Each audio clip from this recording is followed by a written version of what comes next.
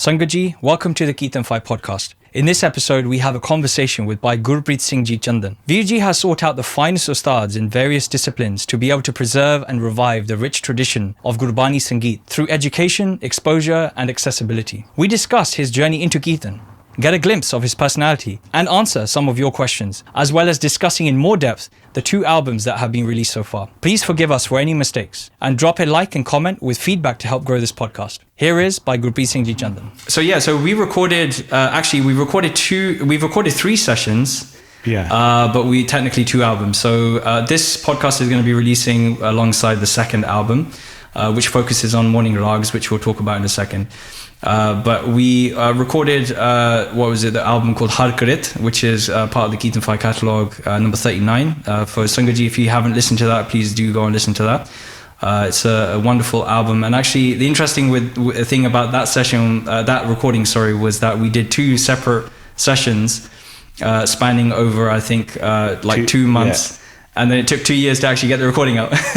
Was it 2 months? I think they recorded it over 1 year and another year. Was it? I can't remember now. It's been so long. Yeah. So yeah, probably. And it was done in 2 different locations, and that's why, Sangat ji, you might have noticed that actually from an audible perspective, it sounds a little bit different track to track. So 3 of the shabds are recorded in your training room downstairs where you teach. Yeah. And then the other one was recorded in your hallway, which is like the vast hallway, which we didn't have a video for, but you'll see that in the new album, which is releasing right now. So before we kind of go into your childhood and the kind of usual thing that I do with this podcast, it would be good just to kind of talk about the latest album that's literally just been released.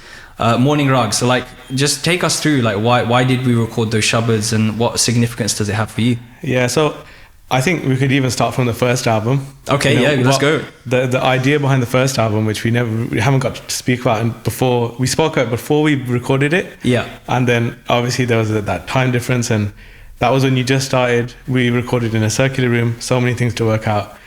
But my first idea was, at that time I was thinking a lot about the boxes we put things in. So when it comes to Kirtan especially, and I think this might actually talk about many questions, but there are different styles. As we know, there's Kirtani style, there's Ragi style, T-series or classical style. But the issue I found was when it came to defining Gurbani Sangeet in terms of a style, this was vague at best and boring at worst. Mm-hmm. So I was conscious of, if you tell someone, there's going to be even myself, to be honest, if there's a Gurbani Sangeet Darbar or a Raag Darbar, it's like a Basant Raag Darbar. Do I, as someone who enjoys classical Kirtan and Rags, do I want to listen to 3 hours of Basant? Is the Basant going to be Raag Darbar, if it's Basant Darbar, whichever? Is it going to be many people singing the same tal in a specific format? Probably. So is this going to be really boring and make me think that Raag Kirtan is really boring? Probably. So there's so much variety which is not explored now. My first album was, I wanted to pick interesting, not perspectives, but I wanted to pick interesting compositions which showcased different aspects of Gurbani Sangeet. So for example, with Harju Raklo Patmeri is Raag Asa, traditional composition, was in Kerwa. Usually Kerwa, an 8-beat cycle, is seen as something you would teach to beginners, but this is clearly not a composition that's for beginners. Yeah, no, so for sure. It's very orally interesting, so you listen to it and there's a lot going on, but it's still in Kerwa. And this is something really unique in our tradition I wanted to put forward. Or if we take Tintal, which is again seen as very simple, you generally learn simple compositions. I wanted to sing Kavan Gun Parbhaat, usually sung faster. I wanted to show how sometimes compositions can have elasticity to them. Sometimes they're not bound in one speed. Anji. You can have one composition that's sung in a Dhrupad really slow. It can be sung really fast, and it's still a Dhrupad. Speed has nothing to do with that. Yeah. So I wanted to present something like that really slow and showcase Tintal Dhrupad, which is not heard so much. Then on the other side of that, we have Jiye Reh Jahenga Main Jana. Anji, yeah. So now this is a completely different style of singing. And so that first album was, I just wanted to help raised the question of what Gurbani Sangeet is and what does it sound like. Because I think that things have become a lot smaller in their variety. Yeah. So that was first album. Yeah. This album, and even why did we do 2 recording sessions? I'm a bit of a perfectionist, but sometimes not in a helpful way. Yeah, it did. Yeah, I remember because I think I mixed those like 3 different times, and it's good that we waited because I wouldn't have been able to do it justice. Like Guru Di Kripa de Naal, obviously over that 2-year waiting period, skills developed. Was it your first time recording a Jori? It was actually, yeah, it was. Yeah, I remember because when I reached out to you like right at the beginning when I started Kirtan Fight, I think you after Bhai Gurbani Singh, I think you were the second kind of like traditional Gurmat Sangeet style recording, Tanti Saj recording that I did. And the Jori in that, like by Pura Singh ji, by Gurminder Singh ji, they really pelted the tabla. I remember just seeing atta flying everywhere, from the Jori. So so there was things like that, obviously, as it was your first time recording. And even me, who's tried to record things myself, buying mics and doing that, the Jori is something that just left me scratching my head. I didn't know how to capture it and have it feel like it's all about a feeling. So, and this actually in my second album, after reflecting on the first one, so hearing how it came out and why did it take so long, we were trying to mix it in a better way, and then the room was a problem, whatever. But the second one, I want it to be a curated experience, which is, I guess, like this podcast as well. I have a habit of doing this, but I want it to be I like stories. I like having a journey in something. If we can make something more than what it could be, why not? Yeah, for sure. And I think maybe this is why I've been so drawn to Gurbani Sangeet. It's not just singing a shabad. The presentation can have so much meaning and story behind it. And I love story. I love the aspect of storytelling. So I wanted this to be a curated experience. So why I chose morning rags was I want something that in the morning you can listen to and it should have this feel to it. Like the rags naturally lend themselves to feelings or specific emotions. And even like I could sit and with my brother and with Jori play and we could do Kirtan. But when you've got more people, then you can create a different experience. So and actually one of our projects we tried to do was at the local Gurdwara with Sangat there, and we tried to record everyone singing, and that was actually another part of Gurbani Sangeet. That it's often seen as like the Kirtaniya separate, Sangat separate, but it doesn't have to be that way. That's really interesting actually, because I think that's like from my kind of experience anyway. This is actually what draws me a lot more closer, like from my childhood when I used to listen to like a Akhand Kirtan, for example, right? A lot more Sangat Rupi Kirtan because everybody got it hanging, and it just brings the emotion, that level up, right? That energy in the Darbar side. And I think it's interesting because I've witnessed a Darbar side that you were singing at, and I think this was one of the basics of Sikhi ones at Somerset Road, Gurdwara. In fact, I think it was literally after we did the session. It was afterwards. The second session that we did as part of the Harkrit album. Yes, it was the same day. I think that recording actually is on the Basis Sikhi channel. So Sangat, you can definitely go and find it there. It's probably about 2 years old now, but and I remember the Sangat there were also like getting a lot more motivated to sing along. I think that's interesting. So, like from a Raag perspective, like traditionally, like I'm saying this from like somebody who literally knows nothing, right? So from a perspective of like when you have a Ragi singing in a Raag, like how do you then make it possible for the Sangat to sing along? Because there's a lot of like obviously vocal aspects of it, right? Like a lot of more of a vocal. I don't want to use the word performance because I know that's some people don't really like that word, but I don't really have another descriptive word for that. So how do you then like tie in Sangat Rupi Kirtan into Raag? So Kirtan? I mean, we can take this in many ways, but if we look back to the chonki style of doing Kirtan. So we start with the Shaan, we then have a Dhrupad. What's a Shaan? So Shaan, we'll get to it. All right, fair enough. But specifically in this style, towards the end, there would be something, I don't want to say lighter, because it's not any easier, but there's something that people could join in with. Before the body. So, and this is really, I mean, any Kirtan is a symbiosis of so many moving parts. You've got the Kirtani, but the Kirtani alone can't do this type of Kirtan. it takes constant like education and curation slightly. So what were the problems we faced at Somerset Road? For example, I sat down and started doing Kirtan. But what I needed to have done is also who's sitting behind me, what are they doing? Because there's not a right or wrong way of doing it, but I might have a vision, and for me to maintain my focus, I know that there are certain things that maybe prick up my focus, or certain things that allow me to focus more. So in that, I didn't check. I should have checked who's sitting behind me and what are they doing. Yeah. So if somebody's playing Dalia and they're playing them, and if they don't even know what the shabad's going to be, yeah, but with a lot of ja and very like innocent and they're really about the Kirtan, it can cause a problem. And then also talking to the Sangat and asking them, you know, this is something that I don't want you to listen to, I want you to sing with. But even in that, there's a way of doing it. So you can hear in a lot of Gyane Maul Singh Ji's recordings, they might stop and they say, we're going to sing first, then the Singhs behind us are going to sing, then the Bibi are going to sing, then the Singhs are going to sing in the Sangat. And everybody being on the same prayer sheet, you know, is so important, and it allows you to actually, you know, get into that you could say flow state or in a state of focus. Hanji, yeah. So how do you do this? Right. Yeah. How do people join in? It's a style of composition. For example, Gyane Maul Singh Ji just used the example of how they used to set out who sings what. Yeah. For example, they might have a shabad in Raag Dodi. Yeah. It's definitely in Raag. There's no compromise made. But Jap man satnam sada satnam Kerwa.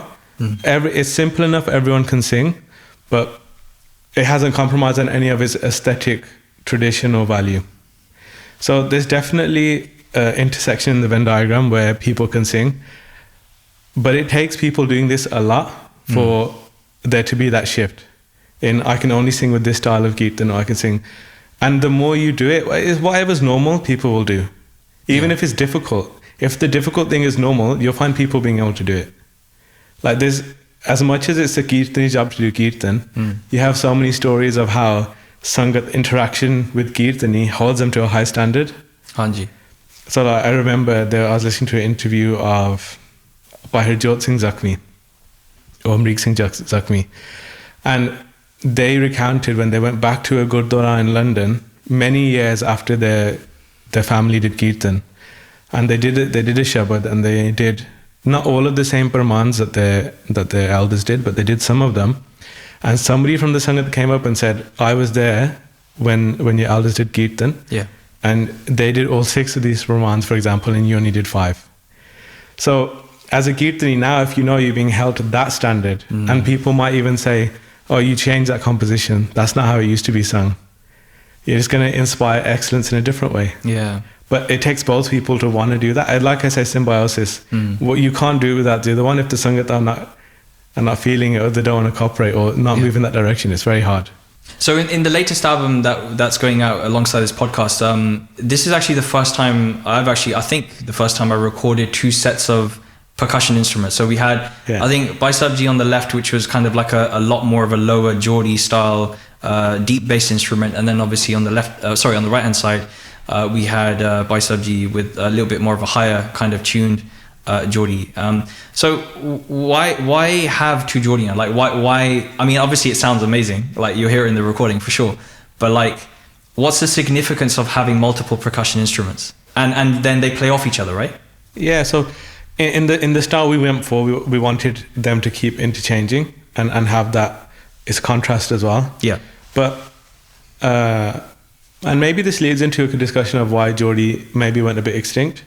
But when you have a lower frequency sound, it's then much harder to maintain like clarity and speed, because lower frequencies can get muddied. Yeah. So I like the contrast, and for different shabads in different styles, I wanted something different as well. Yeah. So there were some that I wanted everybody singing all the time, and I wanted a higher pura just to maintain something, or I wanted both playing. There are some bit slower that I wanted that contrast. Yeah. I think let's bring it back now. Let's rewind to your childhood. I think Myself and I'm sure the Sangat also want to know, like, what was your childhood like? Let's start right at the beginning. What was little Gurpreet Singh Chandan like? I mean, I was small and young, and then I grew to be slightly older, slightly taller. Go back. So, are you originally from London or like? No. So, born and raised Birmingham. Oh, okay. Yeah, pretty close to Soho Road. Actually, we used to live just off Soho Road. Right. So that lent itself to going to the Gurdwara a lot. My family, grandparents have been going to the Gurdwara. As in Guru Nanak Nishkam Se Bhi Jata, no? Yeah. Okay, cool.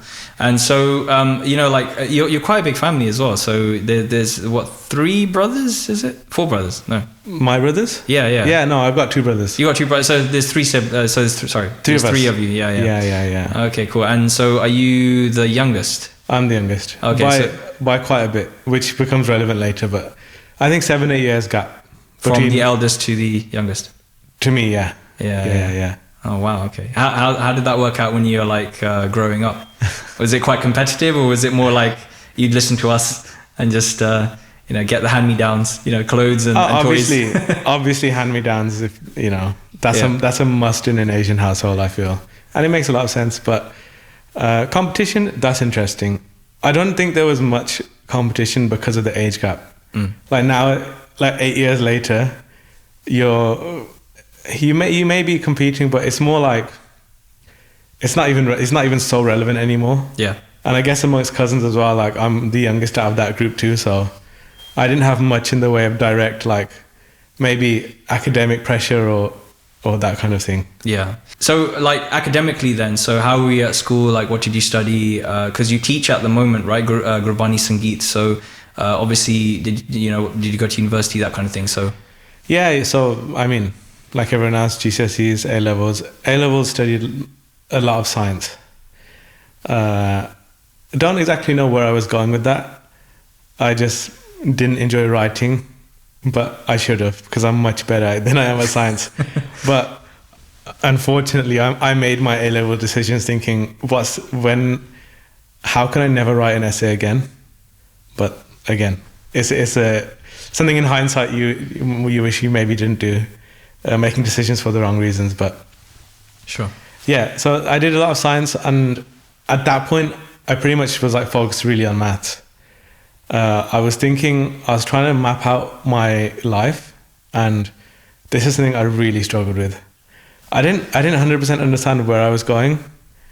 When I was really young, I wanted to become a vet, and that really drove me. But being told about what the life is actually like at a young age disabused me of that notion pretty soon. Right. So after that, I really just didn't know. I didn't know like where did my skill set fit in, and all the way up until uni, I kept trying to imagine myself in jobs. So like my for context, my mom's a teacher. Right. She taught in primary school, and my dad is an optician. He owned a shop on Soho Road, and like I had some exposure of that. But I was trying to imagine myself in some of these roles and look forward, and for whatever reason, nothing made sense. Like nothing fit. Like it didn't feel like, yeah, that's going to be me one day. Yeah. I kept thinking of how am I going to make myself do that? And it was internal pressure, like how can I put myself into one of these roles and like really make it me? Yeah. So, yeah, by the time I got to A-levels, then I started thinking, what's the easiest way I can live a stable life? So all the time I'm not working, I can focus on music. Right, yeah. So I took it with the perspective like, okay, I just want to make a wage, and like, you at a certain point you want your parents to like not worry about you, and they can see, they can see that you've set your life up, and you're moving along. So, and especially being the younger sibling, and there's an age gap. I felt more so that, okay, I'm the last one, and you quickly need to do something. So yeah, I took it with the perspective of what job can I do that I don't mind, that in the evenings I can devote my time to music. So I want to say that when you finish work, you finish work. So this was my perspective. Obviously, I couldn't disagree with my younger self more. and so initially I studied maths. Right. This quickly wasn't for me. And then I studied financial economics. Oh, okay. It's maths related, and I thought it's more practical. Maths is too abstract. Again, that consistent theme of not understanding where something's going even carries through to maths. Yeah. You're learning it. I'm thinking, well, where am I going with this? What am I doing? So economics, at least, I knew that there was a job at the end of it, so something related to that. But during that, again, just as I was studying in the middle of second year, I think it's pretty common. People in the third year of the degree, if you ask them whether you should do their degree, I feel like 90%, 99% say no. Once you studied it for 3 years intensely, like... Is it a 3-year course? Economics was, yeah. Oh, right, okay. Yeah. So I'm in the middle of it. Again, that feeling of, I don't understand where I'm going with this. Am I too late? I've changed my degree now. It's the second one. And there's another feeling of like, how many times am I going to do this? I feel stuck. You're always comparing it, like from beginning of primary school to secondary school, you and everybody your age is moving in step. Yeah. Now you get to university, some people pick 5-year degrees, like they're doing medicine. Some people are not going to university, they're starting work straight away. So things began to branch out, but there's still so much movement. There's that pressure to move in step. So yeah, second year, I'm falling behind. I've already done 1 year behind everyone else. I don't know where this is going, and this is where 𝗖𝗛𝗧𝗘𝗥𝗦 comes in. I mean, this is not where they come into my story, but in the context of Harkrit, this is where they come in. 𝗖𝗛𝗧𝗘𝗥𝗦 as in Baba Mahendra Singh Ji? Baba Mahendra Singh Ji. Right. Yeah. Okay. So, and it was actually a friend asked me, because I'm part of the Sangat, a friend who was not part of the Sangat had heard that, you can go to them and you can ask for advice, you can ask for life advice, and if you feel a bit directionless or anything, you can go. So my friend, she asked me, can you take me? And I was myself, I didn't want to go, because I was like, I'm going to take up their time and they're doing important things, and what have I got to do with anything? Sure. But yeah, I said sure, as I think you people find it's easier to do something for someone else than it is for yourself. Yeah. And funnily enough, she had the same question, like, I'm doing this, but she knew what she wanted to do. I'm doing this degree, this is what I want to do, or what do you think? And the whole time this conversation's happening and I'm sitting there in the room, I'm thinking more and more like, wait, I'm in this position, but I'm in the same position. I don't know where I'm going. I don't know what I'm doing with this. Yeah. And they just look at me after they finished speaking and they said, what about you? And at that moment, the only thing that came out of my mouth was, I don't know what I'm doing. I'm doing a degree. I don't know where it's going. Yeah. Like, please, if you have any insight, like, please share some insight with me. What am I doing? What should I be doing in my life? Yeah. And after some consideration, they said music. They said Kirtan is your shonk. This is your passion. Think about something with this. Begin teaching. Learn about the instruments, how to make them, how to fix them. And this was like that bombshell. Yeah. That nuclear moment. How many years ago was this? So, my goodness. It was before pandemic, so maybe 2018, 2019. Oh, okay. I'm really bad at timelines. No, it's fine. Yeah. I don't know when things happen. I just know at some point they did. So about 5-6 years maybe, yeah? Yeah. I would say Harkrit's been going for 4 years, so I think maybe 5-6 years ago I got this. So I was in the middle of university. Especially, I think, being Asian, and everyone is pursuing, like, if not STEM, it's like STEM is there's a hierarchy of degrees, and like society is like STEM is pretty much the best. You're a successful brand person. Then humanities it's okay. You've done something. You've got a degree. It's okay. Then arts is just like what is that? You've become too westernized. What's the point in any of this? But I don't know. That really opened my perspective, and even thinking about now how I would choose something.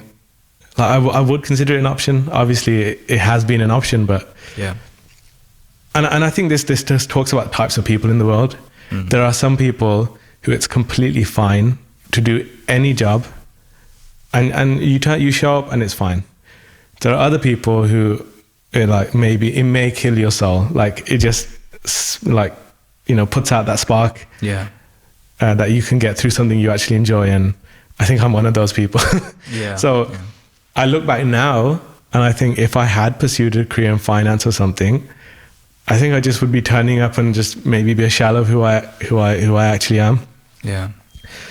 But yeah, it was a bombshell moment of considering something I never would have considered. And like, for me, business and doing something myself was literally the last thing. when I say it's the last thing, like even in school, I was like, I hope I never open my own business. How do you do that? Yeah. There's so much uncertainty in everything. Yeah, it's a risk, isn't it? Yeah. It's a risk. And my whole purpose was let me be as steady as possible. Like I want the ultimate job stability and just don't worry about that. But yeah, so this was in the middle of university, this bombshell, like this idea, like, you know, if 𝗖𝗛𝗧𝗘𝗥𝗦 say it, it means that, you know, you can have confidence in doing it, like in a way that you may not from anybody else. It's the blessing. Of course, it's the bachan from. It's the bachan, and it's like, you know, maybe it might also help persuade your parents. Yeah. You know, if you say, I want to be an artist, I want to teach, I'm becoming the teacher, they'd be like, maybe. But Babaji told me to. Oh, okay. But if it's like, you know, I've been told this and I think that it really resonates with me, I think it's a different conversation. So I guess a testament to Mata and Pitaji to allow you, kind of like give their blessings to let you do that. So huge. Absolutely. So I guess taking it back then, so how did you actually get into Kirtan? So your childhood was pretty average, let's just say, I guess. Nothing, I guess, because you haven't said anything that was like kind of unique, so it just sounds like an average kind of childhood. From childhood, I had a really keen interest in music. What age? If I was walking and crawling, I was already interested. Wow. Okay. So, and this is where the age gap comes in, because my brothers were, they wanted to learn tabla, right? And Ustaad Gurmeet Singh ji, who also did Kirtan with Gyani ji, played tabla with Gyani Maulik Singh ji. And was a prolific teacher. Like, you know, the Darbar festival is in their memory. Yes, and is a testament to like their values, everything. So they were learning, and my cousin who played in the albums Harmandir Singh ji, was learning as well. And their perspective on to be a tabla player was to be a complete tabla player, accompanying Kirtan, you have to learn Kirtan. Which is something like, since then, I've heard spoken about very rarely. And like even learning tabla, learning Jori, if you don't know the Kirtan, it's like you only have access to one half of the conversation. Well, it's interesting. What do you mean by if you don't know the Kirtan? So like, do you mean like you need to know your scales, like Saragama, like what is that mean? What does that mean? I mean, like, I think you literally have to sing, you have to do Kirtan to whatever standard. Well, I'm not saying you have to be exceptional, but you have to do Kirtan, and I think from my reflection, you have to have someone play tabla with you. Interesting. Then you really understand what it's like, because there's certain things from each perspective you can do, like as a tabla player you can do, and to you it sounds great, you think it's a great idea. To the Kirtani it can be so distracted. And I'm not saying that tabla players or Jori players shouldn't do things, but it has to be done with like knowledge of the effect it's going to have. Can you give an example of that? So I guess like matching the like what the Raag, the composition, the shabad is, and appropriateness in playing something, and timing. Timing is the easiest example. There are natural crescendos I guess crescendos in Kirtan. I mean, in the gramophone project. Fantastic example of this in by Riaaz Kirtan. You know, as when they reach the Asthai, the main line, there's a second part where they go up the scale and the energy increases, and the Jori player, like in that moment, has already begun to increase and suddenly becomes so loud. Yeah, he does. Yeah, you can hear. Yeah, 100%. So I personally think that if you don't do Kirtan, the feeling that is going to be very difficult. Even if you learn like 5 shabads, this could be enough. But you need to be able to feel that when are these natural crescendos of energy, when are these times happening, when is it time to be a bit silent and understand that something's happening, when is it time to really empower the Kirtan, uplift the Kirtan. Okay. And so like you started with tabla then, but then went into vocals? Right, because this came from childhood. So they were learning tabla, they got sent to learn Kirtan. When I think back, I remember this, obviously now there's tabla at home, now they've started learning Kirtan, there's vajja at home. I'm too young to be left at home, so I'm also being taken to all the lessons. I'm sitting in the back, just listening. And when your brothers are learning? Yeah. Right. So I'm listening to all of that, and like, I found it so interesting. I didn't understand anything that was going on, but there was something in that made my mind still a bit, which was something unique to experience. The first time you experience your mind going still, I think it sits with you. Interesting. So my childhood keen interest was any time that tabla was there, I was at home, I was just like gravitated towards it. My whole thing was tabla. So I didn't know what I was doing, but all I knew is I need to be playing it. I need to be playing it now. Like I wake up, my first thought in the morning was I need to play tabla. Wow. Okay. And it was just an internal drive. Nobody made me do it. My parents actually never made me practice. They might have made my brothers practice and say, you've got your lesson coming up. Why haven't you practiced? The teacher's going to be angry at you, etc., etc. But did they ever make your brothers feel bad because you were practicing? No, I was too young. Right. Like I wasn't even practicing because I hadn't learned anything. Oh, right. Okay. Got you. I was just essentially messing around on the tabla. Sure. My dad, who also like can play tabla, like knows basic tals, he saw that, okay, he's playing a lot of tabla, let's teach you some tals, and he does kirtan. Yeah. So then from very young, when they saw that, oh, he's taking to tabla, let's teach him some of the basics things, and then I began to learn those. And then as kirtan's happening in the house, now I have an opportunity to accompany a lot. And growing up with that, I think gives you a bit of a different perspective. Yeah, for sure. I can imagine. Interesting. So you started learning. When did you actually start learning your tabla then? Again, it's very bad at dates. It's fine. But I'm gonna say that I was like 9 or 10. Okay. And who did you learn from? Yeah, Ustaad Gurpreet Singhji was my first teacher. Gurpreet Singhji Vidhi, yeah. Okay. They set my hand, and even that was like, you got to understand their charisma, and there's a figure in Sangat, like they were this larger than life character, a legend, a walking legend, right? That people spoke about almost in hushed, reverential tones, like. Yeah. And the stories of like the character and all these things. Interesting. So even from a young age, I was like, I want them to be my teacher. Like I knew that like who they were, that's something that I wanted. And I think this also leads into how would I choose teachers. I know we're going to talk about my teachers and what I took from that, but sure. How would I choose teachers now? I don't think to any students, I don't think you shouldn't pick. I would say don't pick a teacher based on if you've heard one thing that's really flashy and exciting, and you're like, I'm going to go there and learn that thing. It doesn't really work like that. I'd say think a lot about style.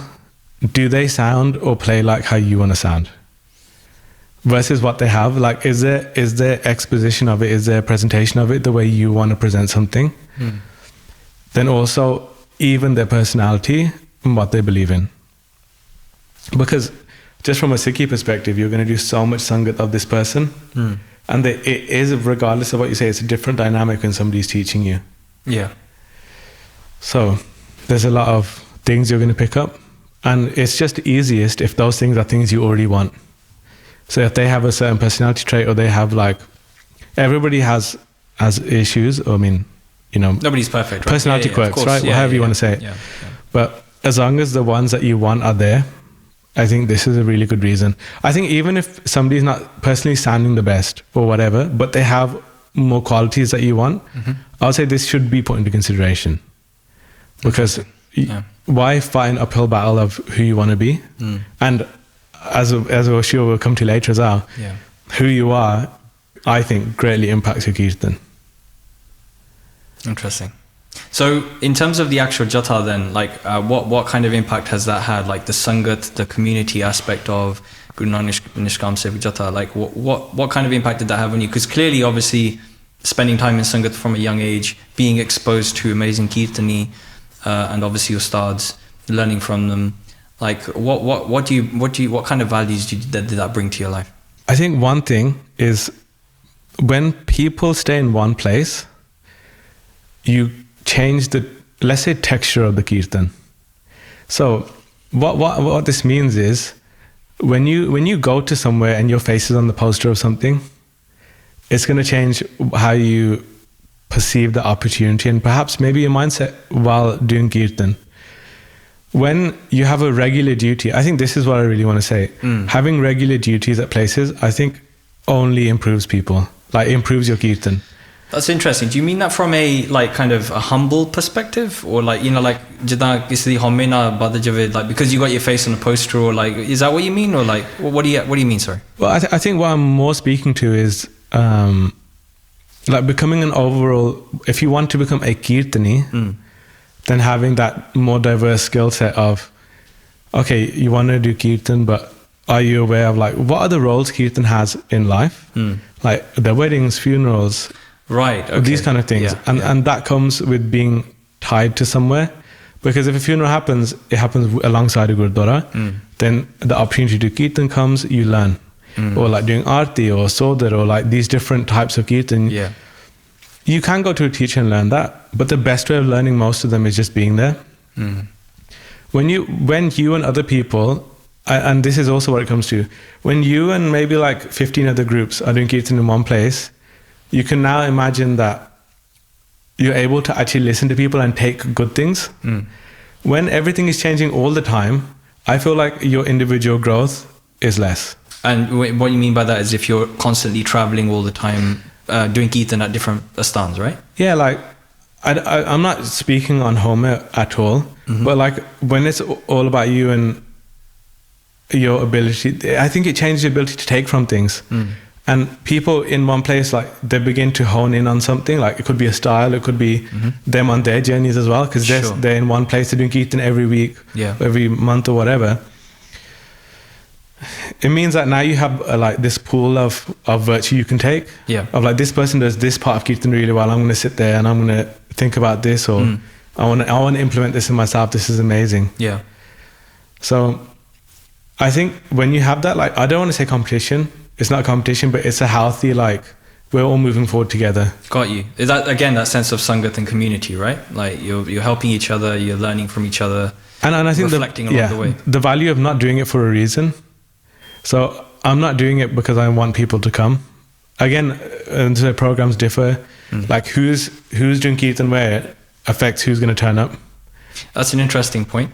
and I think it can affect who's called to do things. Obviously, because then you're thinking about it from an event perspective maybe, and you want a certain amount of turnout for there to be a positive impact. You want, and that's completely fine. But when it's just whether you like it or not, no one cares, and you have to do it anyway. I think that's when the focus can turn inward. Interesting, right. And I think this is when a lot of introspection can come. And you also get feedback from people who have now listened to you every week. And like, you know, they can say whatever they want, and it's more valid, like, in a way, feedback wise. Because it's hearing you all the time. Do you get a lot of feedback? When I'm not doing something right. But not in a bad way. I think that, like, Okay, no, that's cool. So you're on this journey of learning tabla. You learned from Virdiji, and then you like, was there any other Tabla Ustaads that you learned from? And then how did that progress into then, I guess, vocals? Because you mentioned that before, right? You want to learn kirtan. So how did that progression happen? So unfortunately, Ustaad Gurbani Sangeet passed away when I was pretty young. So we would go to Leicester every week to learn from them, or on a regular timetable anyway. And they set my hand, obviously, just learning by listening, and like listening to things and trying to play along with them. It leads to like so many bad habits you're not even aware of, which again is the importance of a teacher to be able to do things in the right way. You can make it sound the same, but it will never really sound the same. Until you're trying to interpret how they made that sound until you realize that how do you actually make that sound. Unfortunately, they passed away pretty soon after I began. But the other side of that is, luckily, the son-in-law, Harkrit Singh, took over their teaching, and he'd also been their student. So he'd learned from them and spent a lot of time with them, and he used to come 4 times a year to Birmingham. He lives in London. Travel was a big issue as well. Obviously, very young, and when your family leads a more busy lifestyle, how are you traveling far to learn? Of course, So luckily, they used to come 4 times a year and the different smargams, and it'd be like an intense 3-day tabla lesson, where, you know, you're getting compositions, and then the next time they came back, months later, they'd say, okay, let's hear everything. Show me. Now back then, especially with them, like, They were, show me. And you expected, if you're going to take those 3 days in 3 months' time, you better have learned. But it's interesting because back then, obviously, there was no YouTube. There was no like taking a video on your phone or like a record. I'm assuming you didn't record it audio-wise. So, you know, like you would literally write the dals down in your book. So luckily, they're very organized, and as being a teacher, they inherited a lot and also made a lot of notations. Right. So when they're teaching, for that exact thing, people don't have recorders. There's no YouTube. They'll give you sheets. Right. Okay. So it's lucky, but I don't think we got to use sheets when we were playing them. It was expected. You're supposed to learn it, and to be honest, it's the way it should be. Yeah, 100%. I can understand that. They took over after that. Then, when they were not able to travel anymore to Birmingham, then years passed, and my parents are now like also. They're looking a lot. They're seeing that I really want this thing, and like I want to do it all the time. And at this point, it's like, who can we find? You know, who's even teaching? Teachers are even so rare. I had the good fortune of Ustaad Narendrajit Singh Lali, part of the Gurbani Sangeet Academy. Yeah. So that was amazing. Then I finally found another teacher. Yeah. And their focus on like Riaaz practice is something that sticks with me. Who's this, sorry? Narendrajit Singh Lali. Yeah. Or Nick. Oh yeah, Nick. Yeah. Lovely guy. Yeah, so nice. Yeah. So nice. But their focus on Riaaz was something I really took from that. Interesting. So Ustaad Gurmeet Singh Ji, it comes in the beginning and the end, as you'll see, but I enjoyed the things that I took from them was even this idea that you need to learn Kirtan to be a tabla player. That's very interesting. Yeah.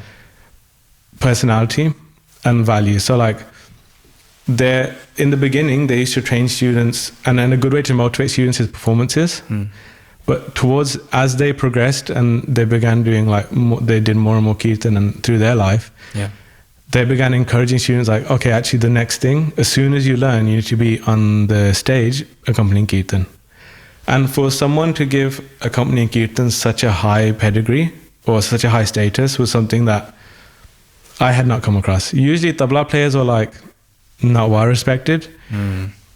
It's just you're there to keep the tal. Yeah. And if you mess up, I'm probably going to shout at you. Or getting the short end of the stick. Yeah.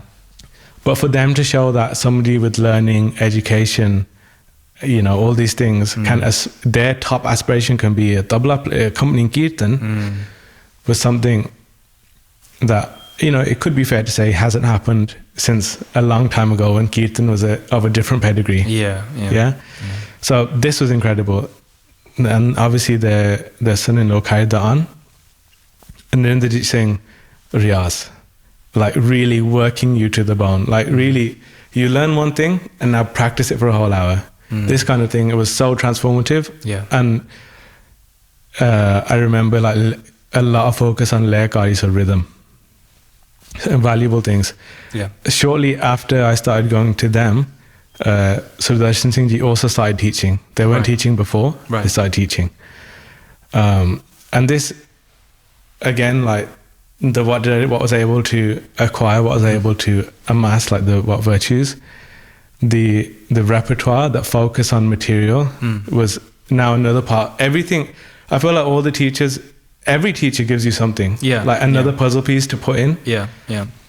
And I don't know, maybe it's like a lock and a key. You're trying to, as a student, you find who gives you that, it's completion. like accepting gun from different people, right? There's always going to be the human element of every teacher. Every Ustaad is a human being. But I think in life we find people that really just complement us and give us the things that we're that trying you need at the time. Accumulate. Yeah. So what time? What roughly? Where is this? Are you a teenager at this point, or are you still quite later on in life? No. When is this? This is Narendrajit Singh and Sudarshan Singh Ji. I'm in high school. I'm in secondary school. Okay, right. And I'm sure I'm in year 7. So I'm 12, 13. Right. 13. This is happening now. Yeah. So I think I started learning maybe when I was 9 or 10. Then 13, 14, we're beginning here. And had the good fortune, both of these teachers I was able to learn for the next 8-9 years. Yeah. So furthering study into the Banaras Baj. Yeah. So you had 2 Tabla Ustaads at the same time? Yeah. Wow, okay. Yeah. Interesting. It is interesting. So, like, how does that work though? So you learn one, is it like you learn a composition, a dal, like a specific reed, like from one reed, and then... composition. Right. And if I may ask, like, and I don't know how this works in like from a musical perspective, but like I would think that if you're an Ustaad, you probably want your students to learn from you, but then how was it quite an open relationship in that sense? Like, did they both know like you were learning from both of them, and then you know, like how does that work in the community? See, would I advise anybody to do this? No. Okay. And it wasn't, and I think the intention of how this happened, like I was learning in one place, another place also opened up and I was invited there. So I went, and then now I'm in both places. But it can only work if you, in a way, keep them separate as a student. Right. So if I have a student who's learning Kirtan from me and learning Kirtan from someone else, like the almost one of the worst things is you're like, oh, but this person does this. Why do you do this? Yeah. Like you need to be receptive in all places. And it only works if you can do that. If you are aligning one way or the other, then you should stick there. Don't go to many people. And also then like, if everybody has a different aesthetic approach, if everyone has a different teaching approach, and you've got to decide, can you even put up with that? You know, like, I guess it goes back to like that thing you were saying around like picking up, maybe one person will maybe think this is a mistake, and then the other person's like, this is the way they're teaching, right? So it can be khichdi in a good way or a bad way. You can either be fusion like Indo-Chinese, or it can be a mess, right? Sure. So it's just that. So is it recommended? Probably not. I wouldn't even recommend it, because I think that you need to learn one thing first. Yeah. And this comes with Saj as well. Yeah. Learn one thing, understand that thing, understand how it works, and then afterwards, if you want to, move on. Yeah. But if you try to learn everything at once, everything becomes a bit of a mush, a bit of a mess. Well, I guess if it's anything, it's more of a testament to the characters of those 2 Ustads, right? Like, because at least they were like open to for many years you were learning from both of them. So Darshan Singh especially was, his motto, was back then at least was, if there's a place you can learn, go and learn. So, and I don't know whether all students got this advice, but it's definitely advice I was given. And so I took that and really ran with it. And just knowing that, keeping things separate as well in your own learning, understand, and sometimes you even learn the same ball from 2 places. Yes. You can learn the same composition. Yep. But understand, when you're in front of this teacher, they've taught it to you in this way. Yes. This teacher taught it to you like this. Respect the difference and keep them separate. Interesting. So you have to do that, then you have to have that level of like either memory or notation or something. So anyway, I had the good fortune to study both of them for the good next 8-9 years. Then at that time, I'd seen more and more of the Jori, and this was very interesting. It sounded completely different. So you're learning traditional tabla before, and then you started Jori after. Yeah, so the styles in tabla was, Ustaad Gurbani Sangeet was a mix of Punjab and Banaras. They had 2 teachers over a different time frame. And then Narinder Ji and Sudarshan Singh Ji, from my learning, was majority like Punjab. Banaras. Banaras, right. Okay. Yeah. And what is Banaras? Sorry. No. So there are different schools of music, right? And each have, you could say, different ethos on how music works. Okay. So in what sense? Sorry, because for somebody on the outside, I mean, I've learnt tabla like a very low level. So like for me, it just seems like if you understand the composition, how to play all the different notes on the tabla, all you need to understand is what is a composition made of, and then you play it, right?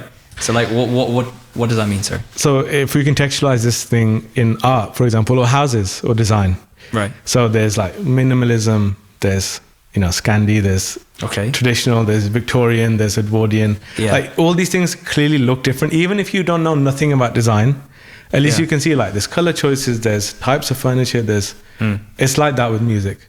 So each style will have like, one style might focus on minimalism, one style might focus on making things very complex, complexity. Right. So one style might focus on more complex things, and even then Raag choices. So some styles, they are better suited to certain rags because of the temperament of those rags match with the temperament of those styles.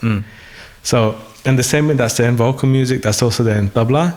So you have different schools, which is, it's largely geographical, but it also so happens that the geography affects, you could say, psychology of the thing. Okay, yeah. So somebody accompanying in a Banaras style might be different to somebody accompanying a Punjab style. Like, when they decide to play, definitely repertoire is different. But what they decide, how they make the decisions of what to do, is going to change. And so Banaras is a place? That's where it originates from? So there's what? So how many different styles of like tabla playing is there? Like, so I think there's 6. Right. Okay. There's 6. You can look them up online if you want to know. I was going to ask you to reel them off of it. I think so there's Gharana, Firookhbad, Punjab, Banaras, Delhi, Lucknow. Right. That's okay. 6. Right. That's not in the chronological order. Yeah. But I think amongst them, Punjab is the oldest because it directly descends from its Pakhawaj ancestry. And what is Pakhawaj? Pakhawaj is also called Mirdang. Okay. So in Gurbani, you find mention of Pakhawaj. You also find mention of Mirdang. So it's a barrel-shaped, two-headed Oh, atta. yes. Yeah, that's where the original Jori was, right? Where it was a single instrument. Yeah. And then obviously, I think they then cut it in half, right? To then make the Jori. Yeah, there's a few stories. But so Mirdang in the time of Guru Nanak Dev Ji, and in Punjab, we have Pakhawajas being played, and then Joris being played, and then that easily translates to tabla.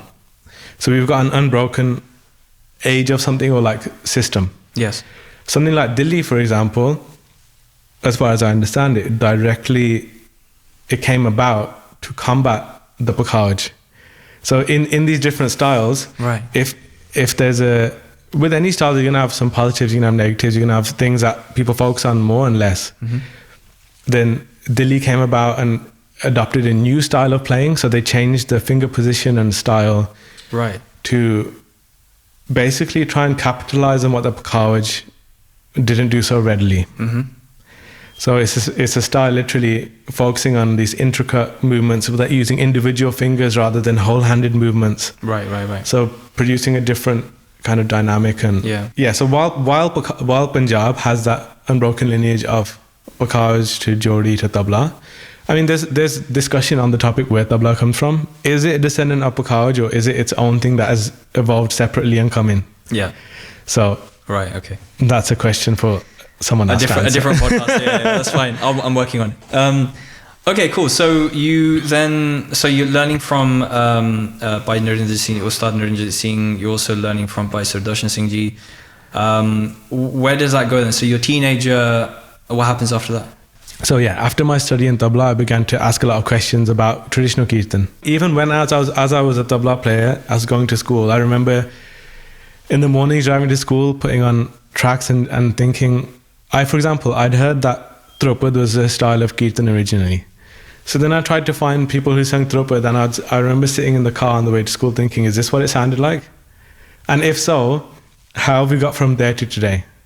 So these questions were always in the back of my mind. If this is what it sounded like, do we have examples of anything like this today? Has anything survived? Again, now, if this Pakhawaj or Jori was part of the equation of traditional kirtan, what did that sound like? How did that work? And actually, towards the end of my study with Ustaad Narinder Singh, I actually wanted to take the exams for tabla. You can get gradings. Yeah, is that through GSA or is that just no? It's a separate institute. They've made exams and you can take them. They're accredited and whatnot.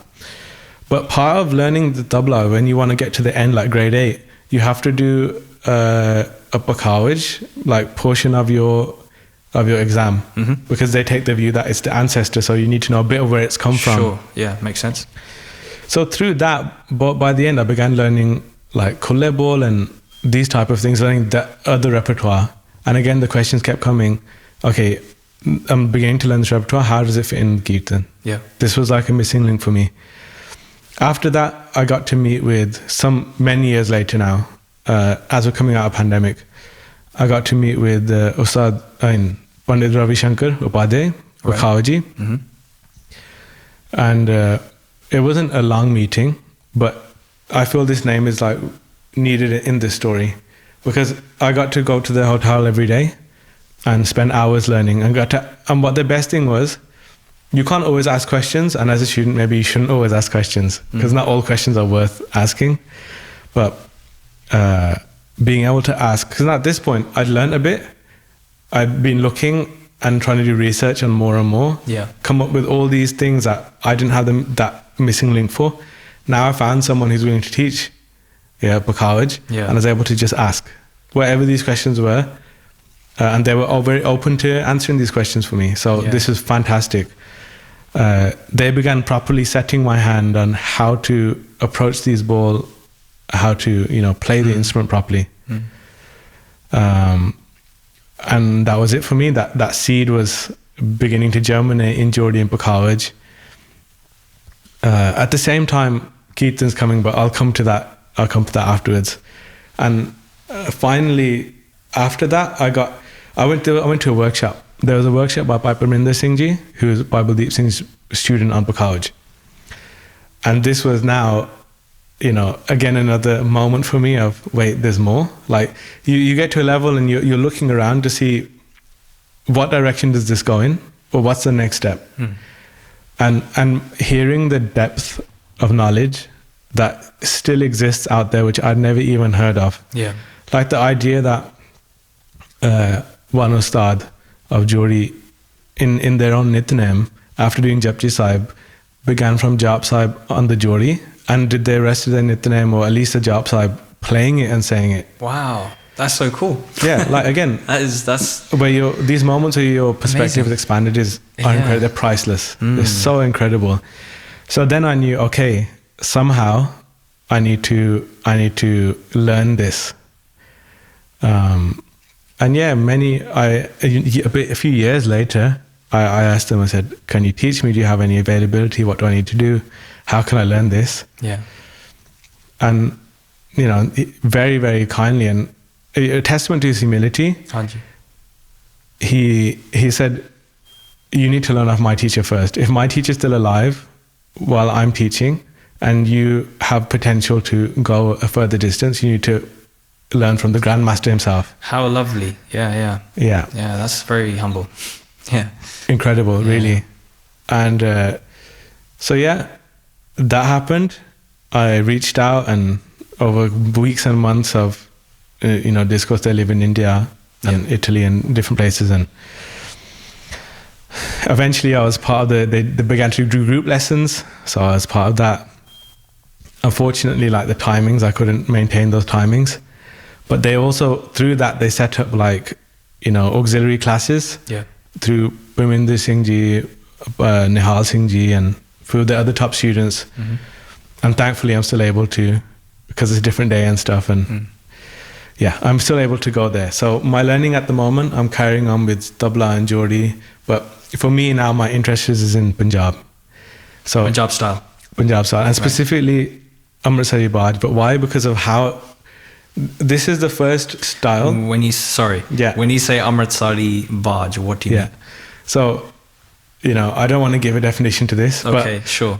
Just all I can say is like this is the style that you could say is played in Amritsar. Like with Kirtan, with Dhrupad Kirtan, or any style of Kirtan. This was the... And what is Dhrupad Kirtan? So Dhrupad... Is it a style? Dhrupad is definitely a style. Okay. We can say this much at least. Yes. It's a style. Right. People think it correlates to a speed. It doesn't really. It doesn't correlate to a speed, but it is a style. Okay. I'll leave it there. Cool. So, why this knowledge system called to me so much was it intimately spoke of how percussion and Kirtan impact each other. Right. And this is the first time...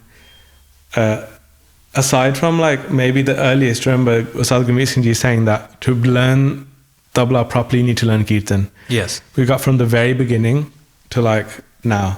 Now there's the next teacher beginning to speak about how these things affect each other. And this is what keeps me in like I could be awake at night thinking about this, and it's endless, and how to further go along that journey and keep improving, and also alongside that, again, with the beginning of the journey and to now,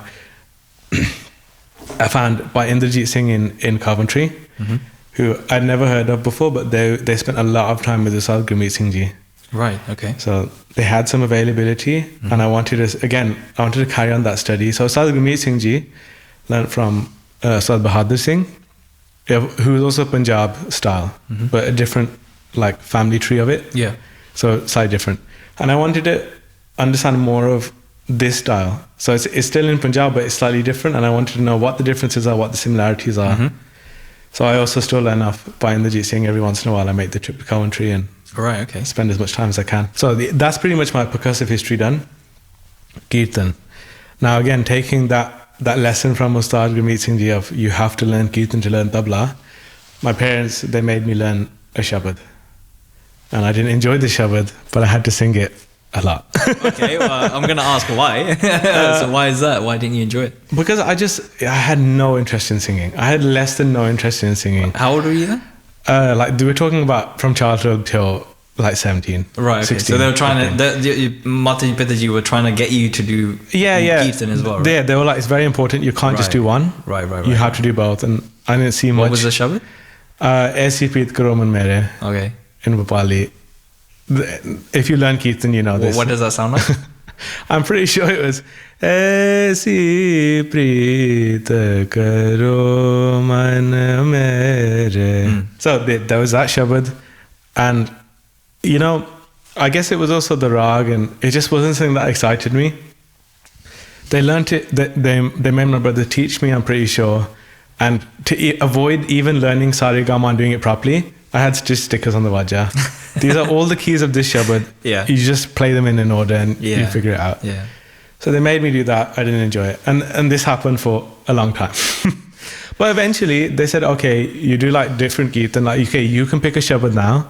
You pick a shabad. Your brothers will teach it to you. And now you have to do that one. Okay. So I picked a different one. Don't ask me what it was. Okay. I don't remember. I don't remember what the shabad was.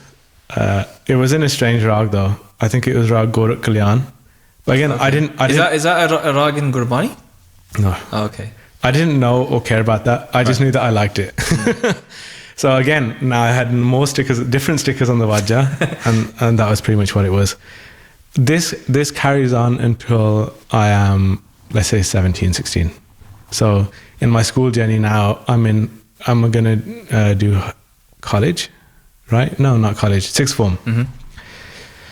And at that time, the Nishkam High School had just opened in sixth form. Yeah. So it opened the year before. By the time I got to A levels, we went there. Oh, okay, yeah. And this was also really, really important because for whatever reason, in that time then, I found people that were interested in Kirtan, which throughout my whole school career I never had. I never had like friends who were, really into Kirtan. Yeah. And having that free time, like you have free periods as well, you can sit around and talk, and you begin playing recordings and you talk about it. Then I was like, actually, you know what? I want to do this. Just ignited like something about Kirtan for me. I was like, I want to do more of this. Okay, I can play tabla, but now I want something in Kirtan as well. Yeah. So I began just more. Now it's internal instead of external motivation. It's internal. Something we were discussing at school, and again having those memories of, oh, my brothers used to learn this. It's a resource. Like you can talk, you can be guided in a certain way, just having that knowledge at home. So I took the most of that. They also learned Dhrupad at some point. So then we had 2 Dhrupad at home. So, I asked one morning, I said, teach me. I said, put my hand on the Dhrupad, teach me the scale. And then 6 months after that, I just kept doing the scale again and again. I didn't have a teacher, but just having my fingers set again and again and again and again. That's what I did. And trying to take out things. I listen to recordings. I try and sing them. I try and play them. I try composing things. I was trying everything at that point. Yeah. So you started learning through your brothers, like how to obviously do the scales on the Dhrupad. At what point did you actually then start learning like the Saj officially? So sometime after 2015, in that year. And this is after you did like vocals? No. So actually, the all of sixth form A-levels was just me by myself. Yeah. Like taking stuff out, just that kind of thing. Nothing serious. I actually connected with one of Parbhaat Singh's students, Singh. Okay. So we happened to go we went on a yatra trip together to India with the Jatha. Right. And he noticed that although like I may not have been taught, that I was showing interest and like I was putting a lot of some effort into this anyway. And he'd been a student of Parbhaat Singh before, and he said, "Okay, I'll introduce you, and then you should start learning. You should do something with this." So it was through that introduction, we went to one of the divans, spoke to them afterwards, and they like very kindly took us on. By Gurbani Sangeet, Panesar, Yeah. Okay, yeah, got you. So he then set my hand in his style now on Dhrupad or Raag, and through him also began a more formal education in Kirtan. So up to that point, I was doing a bit of Kirtan in that last year, running up to that. Yeah, I was doing more, but nothing formal or like that. So yeah, now his focus was on presentation. So okay, you might be able to sing, you might be able to shabads, but now how do you make it Kirtan? So now it's another part in that puzzle. How does this thing come together?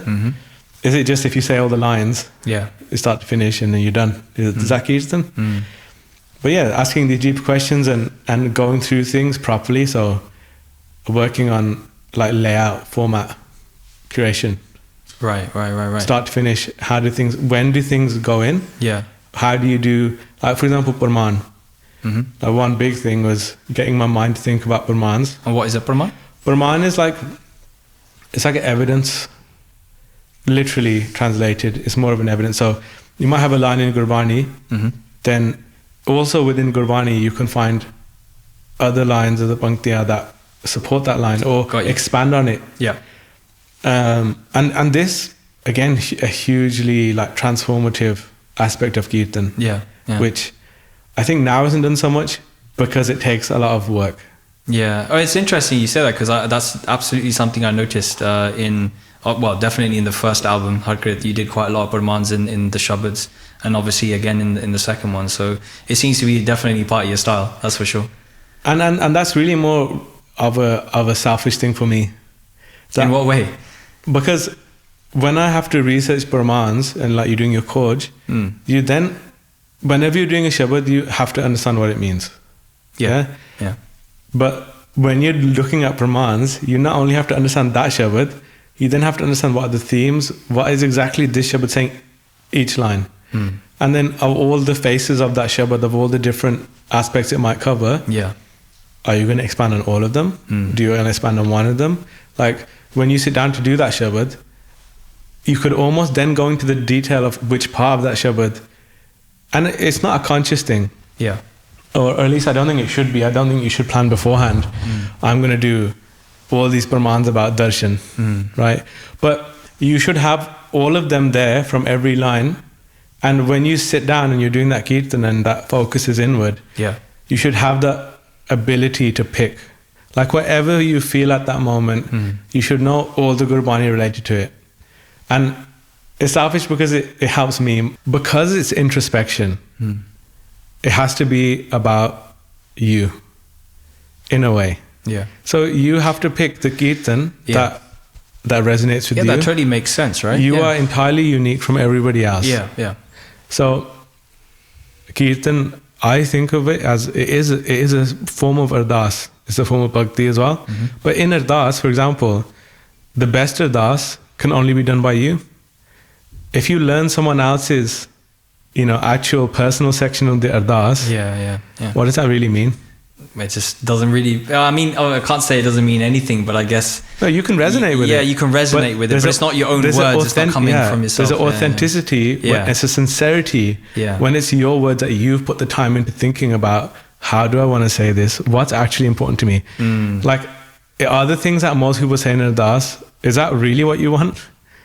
You're not saying that it's what you shouldn't want it. Yeah. If you do want it, fantastic. Yeah. But you should say that. Yeah, that this is really coming from me. It's not like everybody says this. Yeah. But I'm going to say it because they do. But it's internally, this is really what I want. Yeah.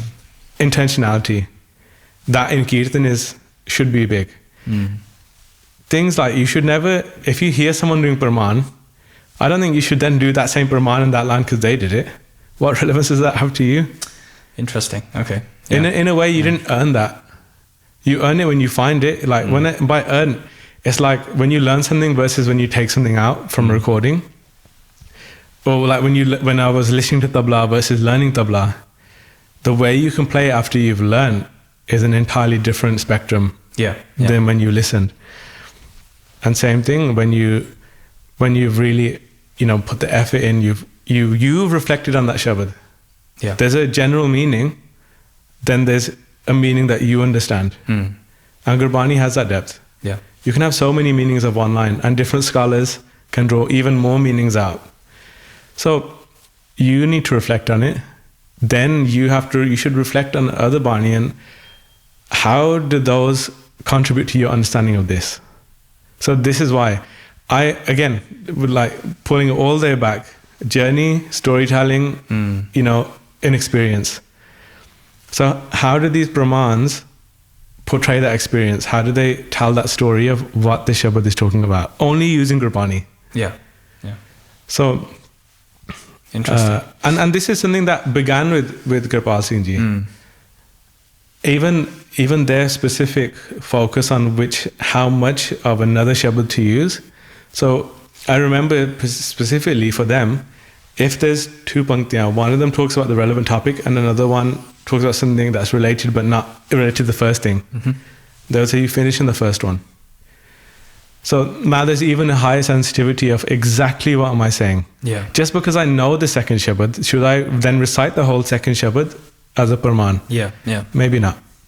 So this was their focus. And format of Kirtan presentation.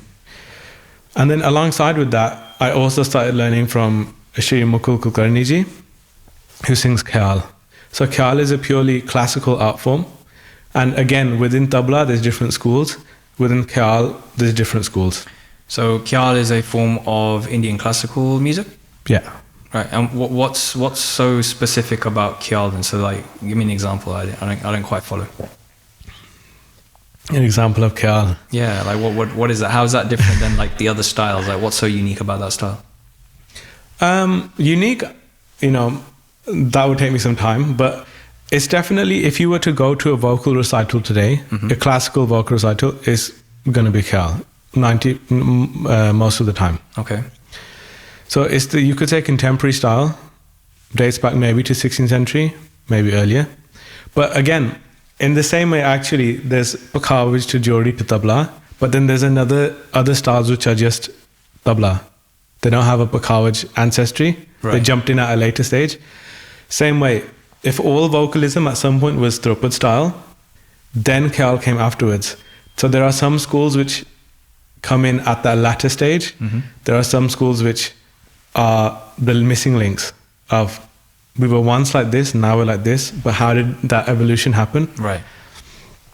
And again, like through, cosmic happenstance, I guess. At that time, again, now I'm pursuing, so in this time, in my mind, I'm thinking about vocalism a lot. And I'm trying to understand, again, what this Dhrupad is, what are the styles of Dhrupad, what are the styles of Khayal. I'd listened to music, but I never gone so far to understand what the difference in all the music was. So I think, was it Google Books or something? You can read excerpts of different books. I would type in Khayal and just start going through all these books, understanding what are these different musicians doing. And in amongst that, I began to notice that there were some styles which just, I'm not even listening at this point, I'm reading. I'd read about them and something about that resonated a lot with me. Okay, like what? Does that make sense? So for example, like what? Yeah. So like I spoke about how each style is going to have its vision. It has its own vision on what music is. Right. It has its philosophy, and when you sing that style, you adhere to that philosophy of what music is. how to present something, how to sing something. In that way, for example, I began reading about the Agra Gharana. First of all, this is a name that I didn't even hear anymore because there's not many singers left of this style. Agra being the place, and The Gharana place. is like a school, right? School, yeah. Yeah. Gharana, literally house. Yes. So, yeah, that school. I was reading about this, and the stories about the types of musicians who were of this Gharana was like incredible. Right. Like hearing stories, because now this is a style which is now the midpoint between Dhrupad and what we have today. So it's got a lot of elements from the original thing, and it's also got what's coming in, what's contemporary, and what's happened. Okay, and what's an alap, sorry? An alap is what happens in the very beginning, the introduction of a rag. Right, okay. The beginning of presentation is usually arrhythmic or ex-tempo, so there's no beat, Yeah. but you can bring in the beat later. Yes. So now in Mangla Charan, in Kirtan, we have the rhythm cycle coming in. So same thing. Just hearing stories that, these musicians could do an alap and bring people to tears in a certain rag. Or so many talking about different artists singing Malad and the rains coming, etc. Yeah. Or their perspective on how singing should be. So it should be with a full throat. You should sing in these ways. So the tenets, I guess, really began to speak to me. And I had not read anything, again, of that sensitivity. I guess this whole journey through music is like, there's level 1, you're learning Gegetitta, you're learning Saregama. Yeah. That's fine. There's level 2 where you begin to get more proficient. You begin to make choices. Yeah. You begin to like increase your speed, agility, all these things. And there's a joy in that. Level 3 is, okay, you're still doing that, but now what's next? So far, you've done everything as you've learnt it. Yeah. But now the next stage is, okay, you've learnt this, but which of those things is coming from you? So your own like kind of style on top of that. Style might be too strong a word. It might insinuate that you're changing something or adding something. Sure. But it's even just a selection of what you've learned, but in a way that tells your story. Right. Okay. So that might be the third level. Then you go again, and now you're telling your story. But how do you want to tell your story? What things are really important to you? How do your values and your music align? Yeah. So this is pretty much, as I've had the fortune of spending time with more teachers, and as my own thought carries on in that direction, this is where we're at. So I'm reading all these stories, I'm thinking about this, and it's, again, more things are happening, and I keep thinking. And then I was in University of Birmingham, studying maths. And this is like in the first term, and I'm already starting to not understand what's happening. So this is going pretty badly. But I knew that if I had to take all the notes. If I miss, like nothing was online, nothing was recorded. Yeah. If you miss it, you miss it. Yeah. And it just so happened, during the beginning, my friend had made friends with different people, and in the lecture break, I went out, get some food. I came back, and my friend was sitting there. His friend was sitting in my seat, so I had to sit next. Right. And as I'm there taking notes, not understanding anything, I just begin humming. And she turns around and says, "Do you sing?" And I'm not sure ethnicity, or I don't know where this person's coming from, so I don't know what your words to use. Like, do you say music? Do you say Indian classical? Do you say Khayal? Do you say Kirtan? But for whatever reason, I said, yeah, I really enjoy Kirtan. I enjoy Indian classical. And she was like, yeah, I do as well. This is my teacher. And would you believe it? Like, all the things I've been reading about, Agra, Gharana, Gwalior, another style, her teacher was these, like, had learned this. Okay. And I remember when I was reading those books, I was literally, I kid you not, I was thinking, how could I find in today, how could I find someone who's learned that? Because I don't even know names of people. And the universe presents that person, right? The universe, like short time afterwards, through complete serendipity. Yeah, that's what I was trying to remember earlier. And straight away, I hadn't had time to like search whoever her teacher was. Yeah, maybe I should have, but I was so excited. I said, "Will your teacher teach me? Like, I want to learn. And if you're saying these are styles, I want to learn. Yeah. What do I need to do?" I got contact information, sent an email, and then that was how I met Mukulji. Right. And till now, my education continues. And so you're still learning from Ustadji there? Yeah. Okay, cool. Amazing. And so, this is at university, and then obviously Bhai Sahib Bhai Mohinder Singh ji at Guru Nanak Ishram Sevak Jatha, you have the conversation with them, they say, okay, what about focus on music, right? So is that how Harkrit was born? And if so, what is Harkrit? What does that mean? And what does it mean for you? And also, what does that actually look like right now? So in that time scale, after I began learning vocal music, like Khayal specifically, so I'm learning Kirtan and I'm learning Khayal and I'm learning Tabla. Right, okay, so these things are happening. 2 years after that, that's when that conversation happens. Right. They give me the idea, but they said, you think about it, is this something you want to do? If so, come back and we'll discuss. So I thought about it a lot, and to be honest, I was sold. As soon as they said it, you know why? Because for me, as I said, I was constantly, my whole life, I was trying to put myself into these positions. Somebody told me they're an accountant. I was trying to, for whatever reason, I was like, okay, I'm in an office. I'm on a computer. I'm doing these numbers, and I kept trying to think, does this make sense? You're literally like visualizing your like future here. Like, unconsciously, like I just kept doing it. A vision board of like a vision board, but like something didn't add up. Yeah. And as soon as they said, like for example, they said, okay, do this, and they specifically said, don't work an office job. For whatever reason, there was like a weight lifted. So I knew straight away there's some truth, there's some like deeper truth for me in this, that I need this. I don't need to do so. People don't need me to do this. I need to do this for myself. So they said, have a think about it, and definitely, I was sold. I was sold from that moment. I left the office and I was already sold. And that's pretty much. So I had one more year of university left. In that time, I tried to think about how I wanted to do this. Again, now I've been to so many different teachers. What were my values going forward? What are all the things I resonated, which I wanted to pass on? Yeah. What are some of the things that in different learning environments didn't help me? What are the things that did help me? So thinking about this at the same time as this, Dhrupad, Manbir Singh, they're doing their documentary. Yeah. Mardana project, right? Yeah. And all these questions are happening, and that was even after. So in that time from being told, and it's all roughly that same time. But then after that, I knew that teaching was one side and it has zero overheads. So that's how I started. Yeah. Obviously, you start with what you can. Yeah. I had a laptop. That was enough.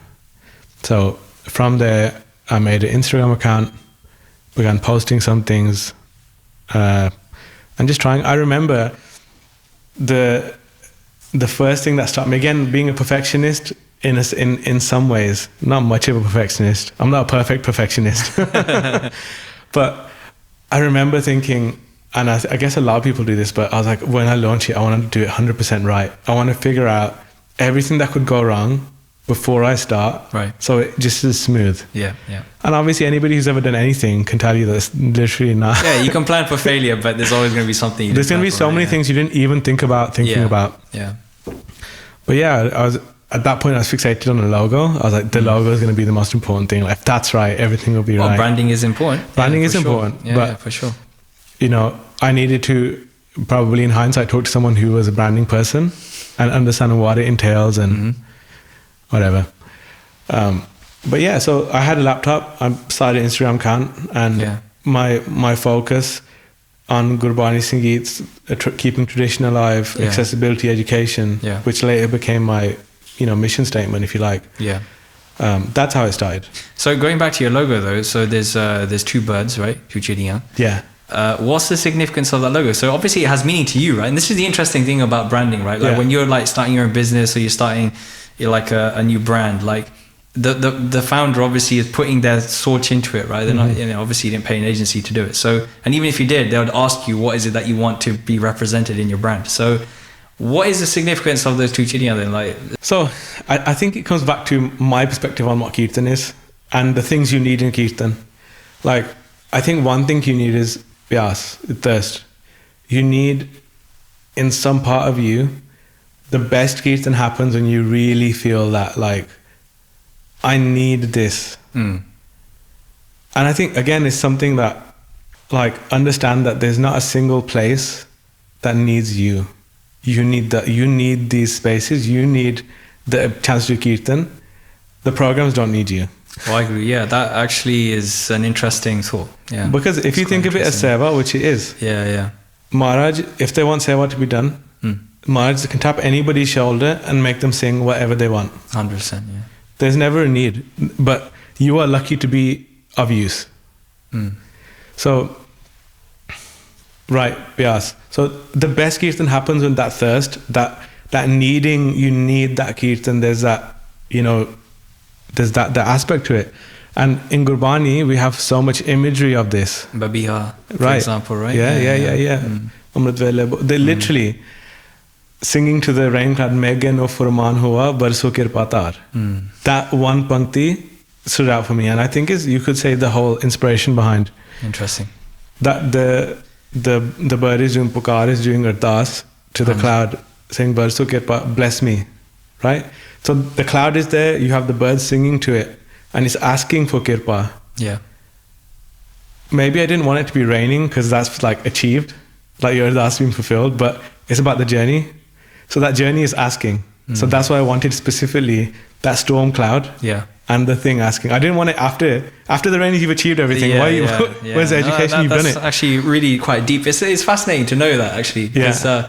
And so it's interesting. So there's two, though, isn't there? There's two birds. So is there any significance to the two birds? Not really. Okay. I think it was reflected and it's a circle. So right. Fair enough. We tried looking into it too. We tried a lot, like would one work, then it was off center, then wanting to be a circle. So that was more of a design thing. Like it had to be two for it to be in a circle. Sure.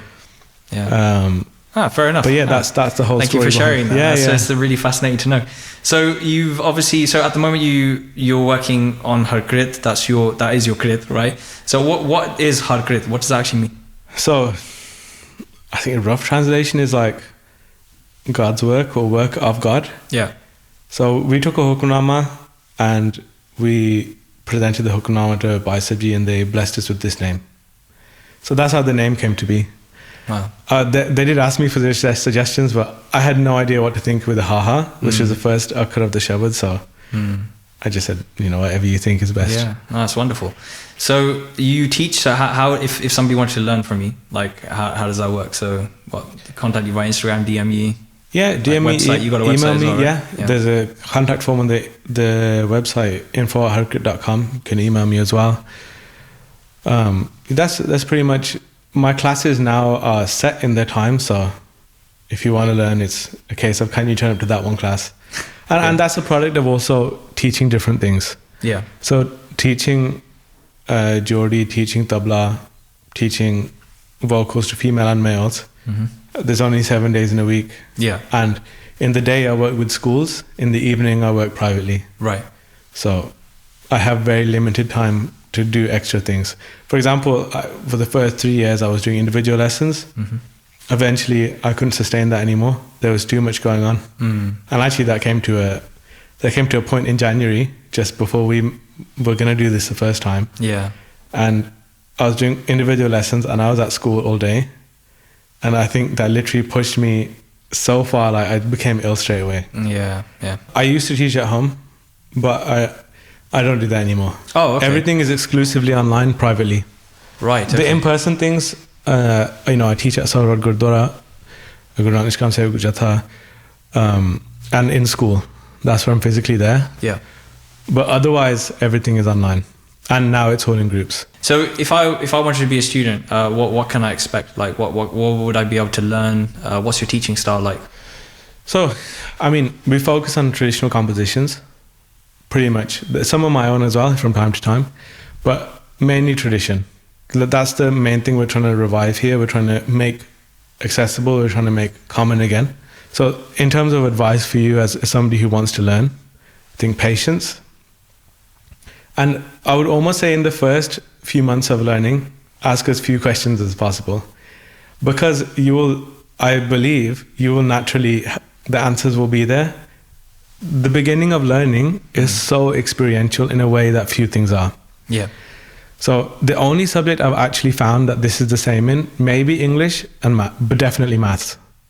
So where you learn a concept and then you do questions after questions. Yeah. And there's some process of doing it so many times, there's a tertiary motion in your brain that picks that out, clicks. Yeah.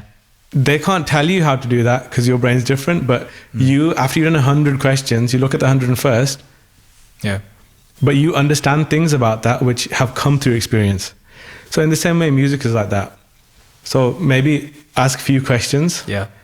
Just trust the process. Reflect. I think reflection is, and do. Yeah. Doing in the beginning is so important. Just keep doing it, keep doing it, keep doing it. Be kind to yourself. One thing I noticed over the last 2 years is you can tell, I would say within the first few months, whether someone's going to carry on. If you get the message, I haven't practiced this week, can we do a lesson next week? I would say 100% of the time that person doesn't carry on. Well, it just stops completely? Eventually. Wow. But this is the first sign. Why? Because there's a fallacy that if you have more time to do something, you're going to do it. If you have 6 months to do you have a deadline, you have a week to do it, you're still going to do it in a week. Yeah, that's true. You're going to wait 5 months and 3 weeks, and in the last week, probably, you're going to do it. And especially someone who's like, oh, it's the mentality of it needs to be perfect before the next lesson. There should be some element of I need to practice and have done something, but you can't have it right before I hear you next week, or however it works. So the personality trait that says that if I have more time, I'll do double. So you're in debt now, you're in a practice debt, and like it doesn't work. So being kind to yourself and like accepting, okay, turning up. If you really want to succeed, keep turning up. Practice what you can. But if you're really serious, keep turning up.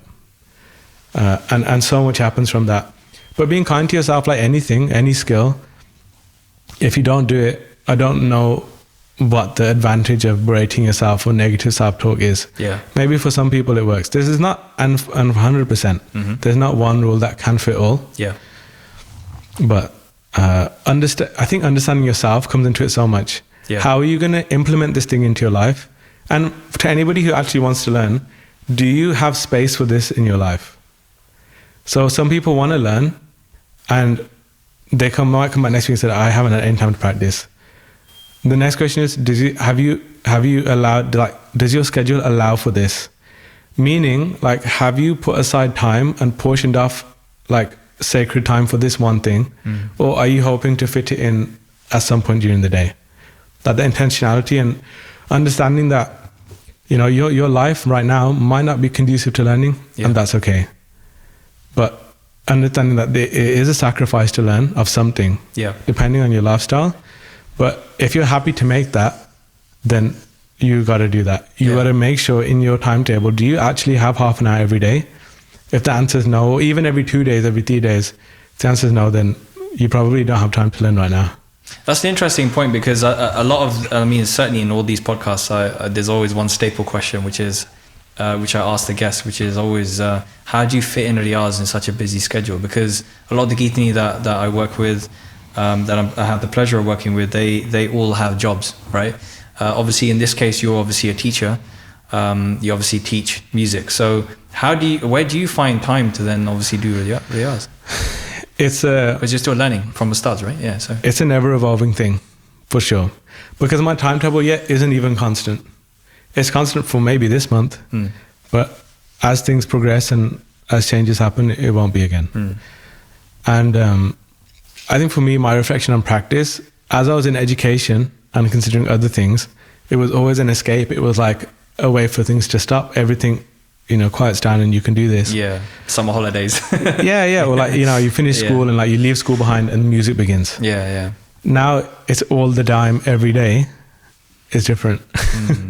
It's different. So that's something I had to, like, that was a surprise for me in that first year, or maybe second year. First year, you know, I don't really know how much teaching I was doing, but at least by second, third year, you're like, oh, it's actually on your mind all the time.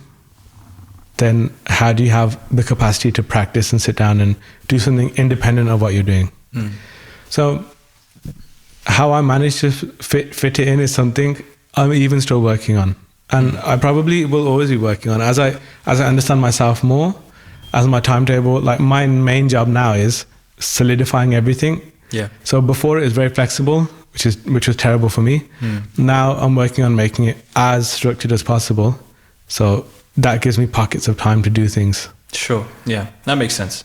So who is your biggest musical or Kirtan inspiration? Like who do you kind of look up to and try and learn from? Other than obviously the Ustaads. I mean, definitely Raag Avtar Singh Ji, Ragi Samoon Singh Ji, and I would say Namtari Kirtan with the qualifier of Bible Jeet Singh, Kulla Ji and Pinky Ji. So specifically especially when they were Jatha. Obviously then the Kirtan of like Maharaj Bir Singh and Baba Jeet Singh Ji, Namtari 100%. But obviously as changes happen, Kirtan can change. But for me, that era was golden. Right. Okay. So these three Kirtani you will often find me listening to, and it's definitely three that I take inspiration from. What's your favorite Raag and what's your favorite instrument? So favorite instrument, I would say of the string instruments definitely is a taus. Do you play the taus? I do, but you won't see me with one. Yeah, I was going to say, I don't think I've ever seen. I didn't even know you had one. I have one, but I'm not happy with it. So okay. I'm trying to source a more authentic taus, you could say. Oh, okay, right. Yeah. For me, the depth of sound and the depth and quality of the sound, that uniqueness, is something I can't find anywhere else. Like it really does come close to mimicking a human voice. I know people say that about sarangi, but I would say that maybe there's a harshness to it, which the taus is very soft, like in the way. And Raag Avtar Singh Ji doing Kirtan before one of their Kirtan Hazris in Canada somewhere. And they talk about how the taus is even the amalgamation of the saranda, the rabab. Like it has all of these other instruments within that one sound, and that's why it's so rich and complete. Right, okay. So that's really, for me, it's an incredible instrument. And then percussion has to be Jori. It's described as a complete instrument. You can play khulle bol, you can play closed like tabla, and you can do something in between as well. Yeah. Interesting. And in terms of Raag then, like what's your favorite Raag? Do you have a favorite Raag? I can't tell you that I have one, but I have like specific Raags that I enjoy depending on my like mood, depending on season, time of day. Sure. So in the mornings I might be in one mood, afternoon, evening.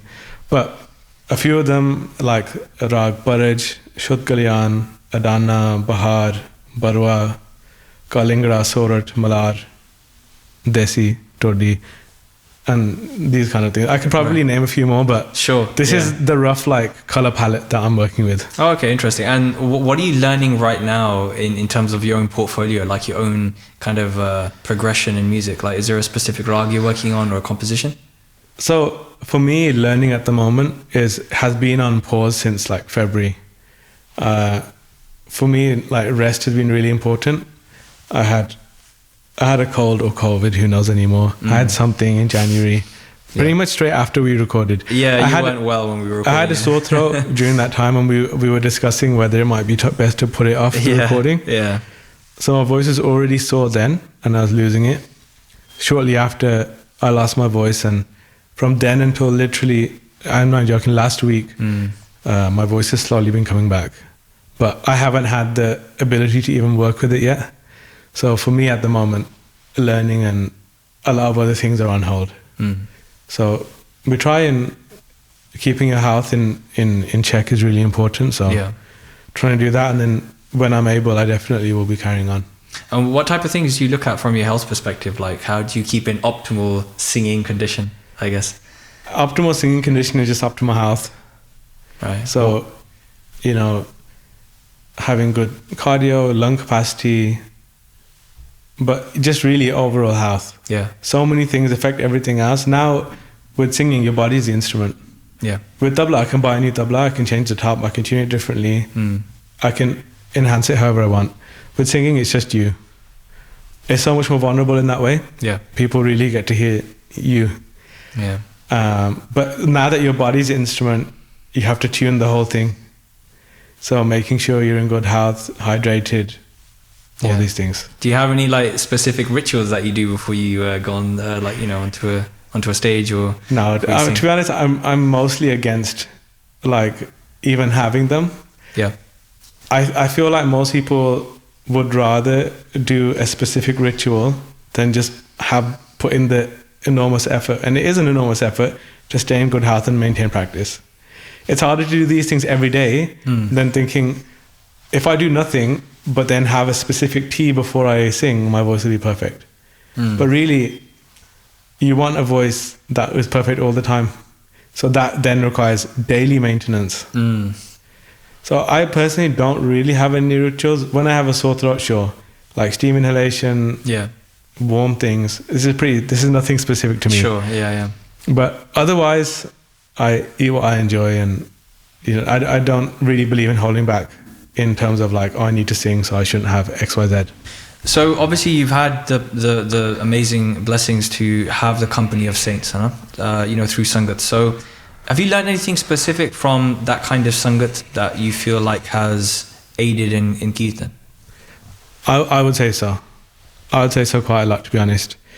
And even whether it's not being as specific as you're sitting down singing, and then, it's not the same as when you learn Kirtan. The teacher sings something, you sing something. I'm not saying specific in that, but it's definitely specific about Kirtan in its own way. So some of this is not necessarily what's been told to me directly, but some things I've observed through, like, I guess, role modeling and leadership and these kind of things. But I think definitely the first thing, like beginning with Ardas. I guess this is a wider Sikh thing, but easy to forget.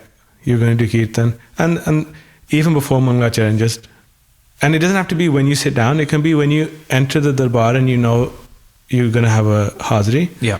Even when you enter then, do that ardas.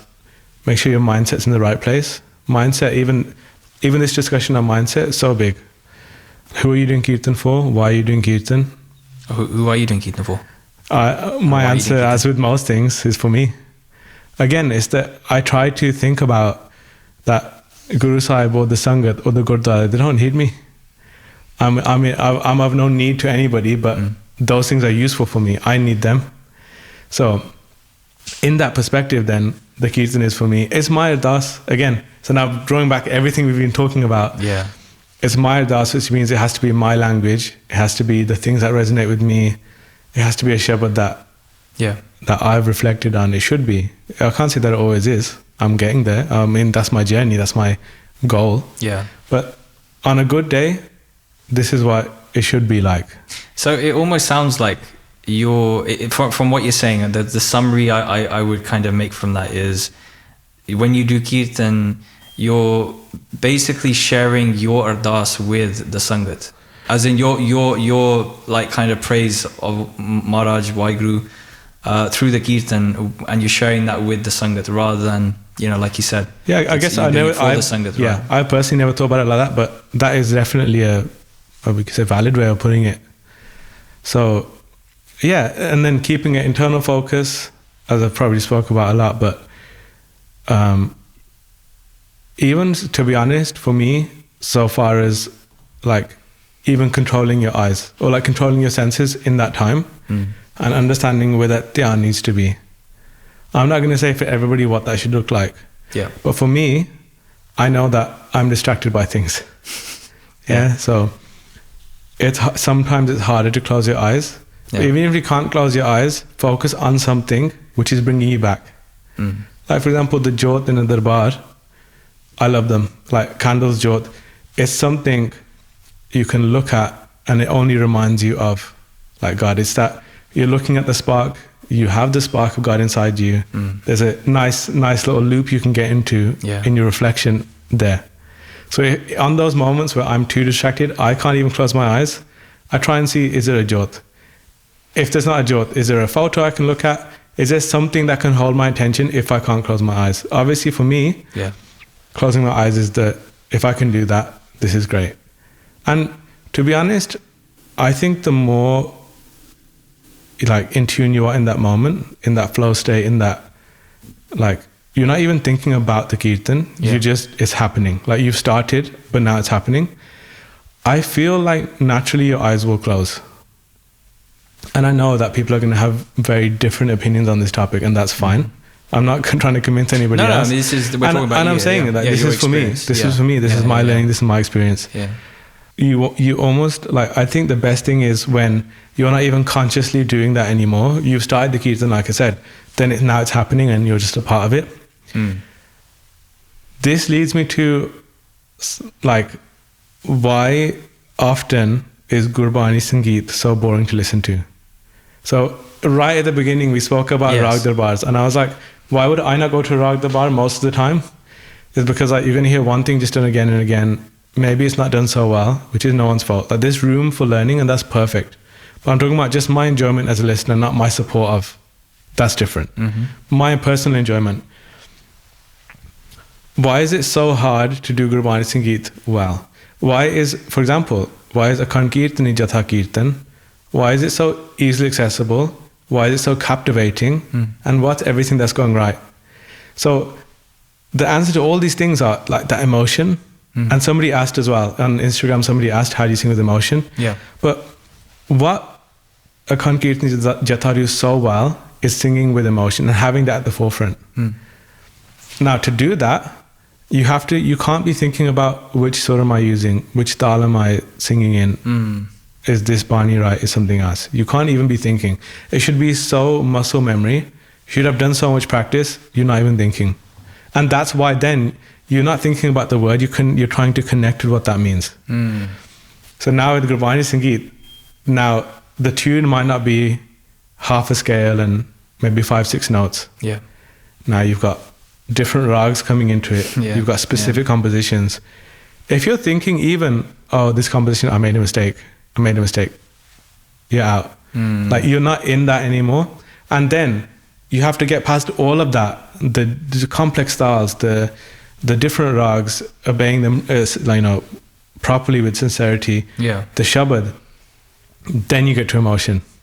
It's when all these things are so auxiliary for you, you're already in that rag. Doesn't matter what you do, you're in that rag. Like, you can do an alap, you don't think about the notes, you just sing them. This is where Gurbani Sangeet becomes so emotive and entrancing. But this is why, in my opinion, it's hard to find Gurbani Sangeet that has that emotional quality to it. It's easier to find light kirtan, or in like semi-classical rags, because their whole purpose is like the emotion first. Yeah. In rags, sometimes emotion can be in your face, sometimes it can be so subtle. It can be a shade of another emotion. It can be all of these things. So why Gurbani Sangeet? And I think maybe why Maharaj says Kal Yug Mein Kirtan Pradhana is understand that if you're going to actually learn this, it's going to take you a lot of time. How do you even have time to engage in backwards behaviors when this is something you have to focus? There's so much to be doing. I think as a Sikh, to be honest, if you allow it, your whole timetable every day can be filled. Which means that you're kept out of anything you shouldn't be doing. And Kirtan, Gurbani Sangeet comes into this in such a big way. Like, I've had people who are just like, oh, can you, like friends, oh, can you just send me a few notes, like send me a video on how to learn Kirtan? Why do we not accept this when it comes to doing part? If somebody has the wrong ucharan of something, or like uneducated, not a different perspective, just they don't really know what they're doing. They've never had Santhya, for example. Right. We say, oh, you should learn Santhya. You should study one school of Santhya at least. But if somebody does Kirtan wrong, they say, chalo, it's personal, it's between God, it's fine. I don't understand if they get the tune wrong, if they make a mistake, or like consistently they're going out dal. I don't understand why we make excuses for that. But when it comes to ucharan, suddenly this is higher or different. Or like if somebody had the option of learning Santhya or learning Gurbani Sangeet, just learning Kirtan, if you learn Kirtan, it tends to conjure the image of a Gyani or Gurdwara who's teaching a few tunes. Santhya tends to give you the image of, like for me anyway, a rigorous system from A to Z. You're learning from this, who's learned from this person. There's a system, there's a pedagogy, there's all these things. But I think beginning to, like, if I could challenge that perspective, that Kirtan is all these things that they used to call learning Kirtan Santhya. Oh, right. Because why? Again, to learn Kirtan, you have to know the meaning. You learn the Raag, you learn the Tal, if you're doing Parmaans. This is a comprehensive education of whatever Gurmat is. So all the philosophy, everything, it comes through there. And even the most unique thing about Kirtan, what separates it from other music forms, is that attention to detail of, topic of discussion sensitivity for Raag selection, which Maharaj has already done. Yeah. And then sometimes when we have those compositions that are still alive, that they composed, you begin to see how did they use Tal? And how did they use the Tal to explain to you without knowing the language what something meant? So how could Guru Nanak Dev Ji go to Baghdad, sing Mool Mantar, and entrance people who didn't even understand the language? But there's that power in the music, in the exposition of something that tells you meaning. So the idea in Kirtan is, if somebody doesn't even understand any of the words you're singing, if you're doing it really, really well, the ultimate goal is somebody should be able to understand at least like the emotional content of that shabad without even knowing what the shabad is. And is that because of the Raag, the melody? So many things. It's the Raag, it's that person's personal like effort they've put into it, their investment, the melody, the Tal, you know, even how you say the words to demonstrate that meaning. Interesting, yeah. So what's the difference between Gurbani Sangeet and Gurmat Sangeet? Because I've heard these terms, and some people who I've spoken to privately, they say it's interchangeable. Some people actually, no, it's not Gurbani Sangeet, it's Gurmat Sangeet. Like, what is the actual difference? Is there a difference in your opinion? Obviously, it's your opinion. That's fine. But caveat that beforehand. Yeah, but I would say Gurbani Sangeet, Gurmat Sangeet. What's the difference between Gurmat and Gurbani? Gurbani is the vessel of Gurmat. Gurmat is contained within Gurbani. Gurbani is the, collection of everything. So from a nomenclature perspective, in music, like we have Shastriya Sangeet, you have Hindustani Sangeet. So the area or a text. Yes. So Gurbani Sangeet makes sense. It's the music of Gurbani, but the music of philosophy perhaps makes less sense, I would say. Yeah, I would say Gurbani Sangeet. Through singing Gurbani Sangeet, you can experience that Gurmat. Right. But the Gurmat is the thing inside. The teachings, it's the teachings.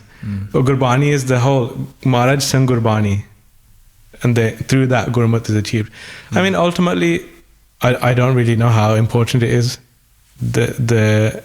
The difference is, I mean, I was just asking out of curiosity. This is my perspective so far. Yeah. But I think Gurbani Sangeet personally makes more sense. Sure. So just going into a few more of the Sangat questions now. One of the questions that Sangat had asked was, so can we perform the new style of Shaan, or should we stick to the traditional style? So before you answer that question, what do you mean by new style of Shaan, and what was the traditional style of Shaan? Like, what is the difference? And what is a Shaan, first of all? So a Shaan, I think literally meaning pride, but a Shaan is that space for instruments to be performed. So usually, traditionally, a Shaan is where the Tanti Saj, or even on a Vajja, a Lera, so a continuous melody is played, and the Jori will begin its performance. So basically just like an instrumental piece, right? Yeah, an instrumental piece, but I would say like the methodology perhaps behind it is, everybody's come Kirtan's beginning, and sometimes in the beginning of something, like your mind. Right, okay. Now, so like focus the mind. And the Jori is extremely captivating. Yes. Like when you hear that dha, and your insides begin to shake. I would almost challenge you to think of something else that's happening. You're wearing, did I lock the car, whatever. It's not even in your mind. You are now captivated. Yeah, you feel the frequencies right in the chest, right? Yeah. And that's the explosiveness of that Punjab style. Like it equally is there to support with extreme nuance and subtlety. It equally is there to, blow your socks off. Right. Or completely captivate your mind. So this is the beginning. This is our tradition. In the more modern day, the focus has shifted. Obviously, we don't really have Jori so much. So now it's tabla. But even tabla solo would be like the equivalent, right? It wouldn't be the same, but at least you can see from this is how we got to be. Now the focus is shifted onto the Saj and the Tanti Saj, and now there's more of a small Tanti Saj solo first. Right. With the tabla player accompanying and occasionally playing something, and then Kirtan begins. So the traditional style was what, sorry? Jori is a focus. Jori is a focus The first. new style is the Tanti Saj is the focus. So you would still, in the traditional style, you still have Jori and a Saj. Yeah. But you basically just have the predominant aspect is the percussion. Yeah. And then the new style is... The predominant aspect is the other way around, yeah. Ah, okay. What's your view on that? So yeah, as someone asked on Instagram, again, like I've been able to even give you maybe one reason why Jori is the focus and what that does. So far, I haven't heard anybody's reason on why Tanti Saad should be doing a solo. And even if we take a step away from tradition for a second, in this new style of Shaan, I've yet to hear one, to be honest, that accurately even portrays a Raag with any sensitivity or forethought. These are very like kind of rudimentary compositions that are being played, and it feels like it's meant to be sensational.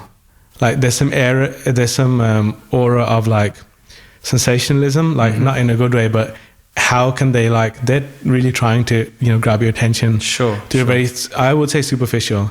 Right. And I can qualify when the Jori grabs your attention, there's a dignity and a somber aspect to it. It's not some light entertainment. Yeah. In the same way flashing lights and moving things can attract your attention, in the same way complete stillness attracts your attention as well. And I would say this is the difference. It's I would say like pseudo Khayal, so it's something that's trying to be this musical style. They're adopting a specific style of like tihai, so different dance, like fast movements. Yeah, like for me, again, and I'm waiting if somebody can explain to me what the emotional, experiential, or philosophical reason why this has changed. Yeah. I'm so happy to change my opinion. But so far, personally, like I don't feel anything from it. I don't really feel that the Ragis who do it, I don't get that vibe that they're really doing this for that introspective opportunity. Right. I feel like it's a show to entertain. And this is where I begin to have issue with it. Interesting. Okay. I don't think Kirtan should be entertainment in that way.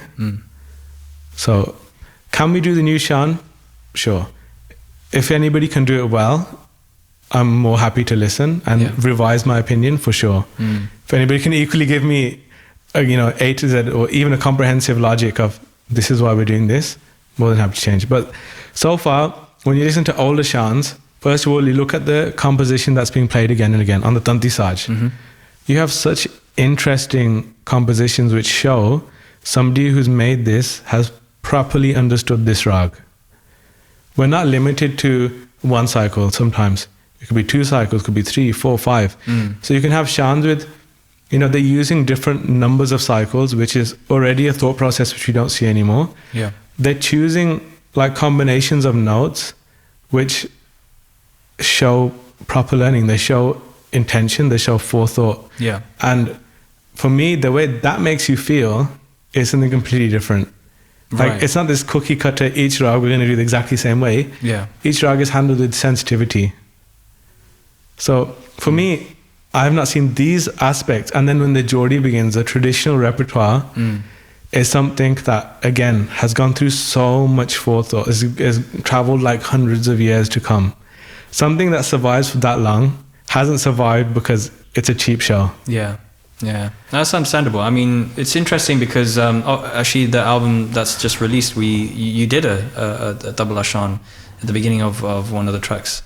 So it's interesting because you mentioned that obviously that if you listen to Parbhaat Kirtan, they take a lot of time and effort and understanding of the Raag that's about to be played in the Shabad. I assume it's the same Raag that's going to be done in the Shaan, right? So, but then you also said that actually is the Tabla needs to take the Jori needs to take priority. So, Pradhan times, was it percussion that takes the vast majority? For Shaan, 100%. Yeah. Then the Mangalacharan, it begins accompaniment. And we should perhaps not even, I don't even want to use the word accompaniment because I think this gives a like a third place, pedigree to that Tabla player or as in like you're basically saying that they're equal, right? So they should be equal, but they're only really equal when they're on the same page. For them to be on the same page, they both have to be wanting to do Kirtan. The Tabla player can't be thinking, this is my time to shine. Learned this sick, composition, I'm going to do this. Doesn't work. They have to be of the same mindset, working together towards the same vision. Then you can walk hand in hand forward. So in the olden days, they used to call it saath because you're moving together. It's not you're accompanying him, he's accompanying you. Yeah. It's how can we both contribute towards this kirtan? Yeah. So final question from the Sangat. What are your opinions on notation systems? And I assume notation systems here means like sheet music, right? As in literally like the notes. Yeah, so we're quite lucky that towards the tail end of the Rababi era, if you like, certain academics, they began to record kirtan, as in they began to write, they would learn theory, approach these Rababis, ask them to remember compositions so we don't forget at least the Raags and Guru Granth Sahib Ji. So they began to write all of this down for like preservation. Raag Avtar Singh Guru Charan Singh Ji wrote I think 492 if I'm not wrong, traditional compositions, some of them going back to the Guru's time, some of them slightly before. Yeah. So there was this huge, I think they saw the changes that were happening and how we're losing very, very quickly a lot of heritage that stayed with us for maybe 400 years. Around partition time, we begin to see the de-evolution of that. So this is how the books came to be. A lot of them, they contain like a wealth of knowledge. But to be honest, can anybody use them? Not really. Because if you think about it, they've been around for a long time. So why doesn't everybody do Parbhaat and Kirtan all the time? Because you can't just learn from a book.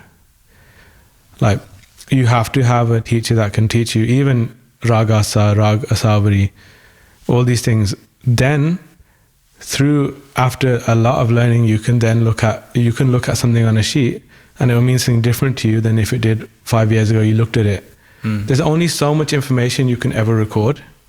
So there has to be some percentage of it's your own internal, filling in the blanks. Sure. And does that make this a perfect replica of what the composition was? No. Only somebody who has learned it exactly and continues to teach can teach you that. But, might you get 95%? Sure.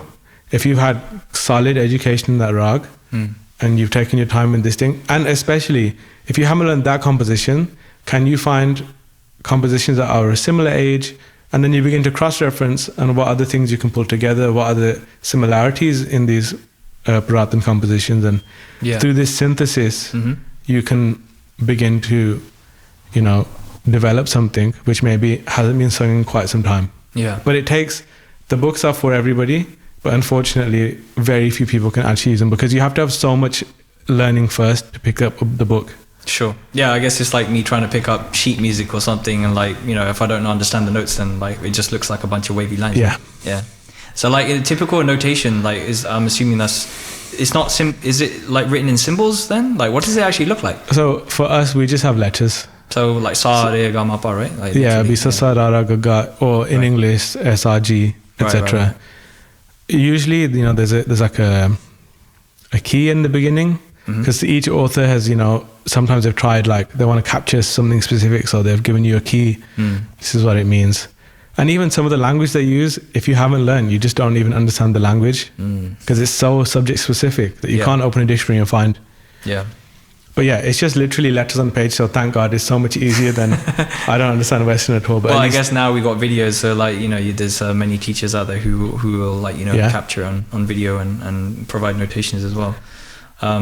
Cool. So if you could say something to the Sangat, let's just say words of wisdom, what would you advise anyone? That implies I have any words of wisdom. Just anything that you got that you'd like to share. Yeah, I think patience, both as a kirtani, or somebody, if you're doing kirtan or you're learning kirtan, there's no rush. Learn at the speed you're learning at. Even if you've got the most enthusiasm, that's great. But don't jump the gun. Let things take their course. Go with the journey. Trust the process. That's another thing when you go to any teacher, trust the process. Again, just recapping, pick your teachers wisely. Think about who they are. Think about what you want and make that decision. And now we almost live in an age you can message anyone. Before, it was how do you even get in contact with this far distant Ustaad in a different country? Now they're all on Facebook or Instagram or YouTube or something. You can get in contact very easily. So that's a big one. Pick who your teacher is going to be with good forethought and intention, and decide what's important to you. And yeah, I would say for those of you who really want to learn Kirtan, make sure that your learning Kirtan doesn't come at the expense of what the Shabad means, or lacking in the Tal, or these kind of the way where your focus is. And understand that if your body is the instrument and you have to tune your body to sing, your mind is also part of that. So now you have to tune your mind in a way. Your mind is also the instrument. So, you know, what you spend your time doing in moments of focus, your mind is going to go back to what your habit is. So cultivating those positive habits, like very simple example. Yeah. If you're, and this was given by, somebody asked by Sibji many years ago, when I do my Nitnem, my focus wanders. Yeah. But it's so applicable to Kirtan. What should I do? So they said, if you're you know, obsessed with football, every moment football, everything you're just thinking about, oh, this person scored this goal, whatever. When it comes to a time of focus, your mind enjoys habits. So in that moment of focus, you're going to start reading Japji Sahib, and the moment you the moment you let your mind go, it's going to go there. Yeah. So same thing in Kirtan. Understand, like as a Kirtani, as a singer, you need to know the Tal, you need to have the Sur, you need to, your body's an instrument, tune that, your mind is an instrument, think about these things. So essentially, being a Kirtan is a lifestyle choice. Yeah.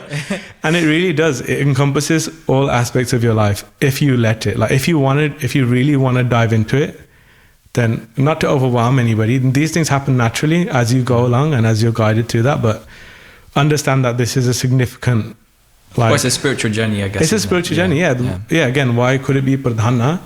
It's a journey to that place. What a lovely thought. Oh, well, thank you so much for your time. I really appreciate this very long conversation, but it's hopefully it's added some value to the Sangat, and I'm sure they'll appreciate it.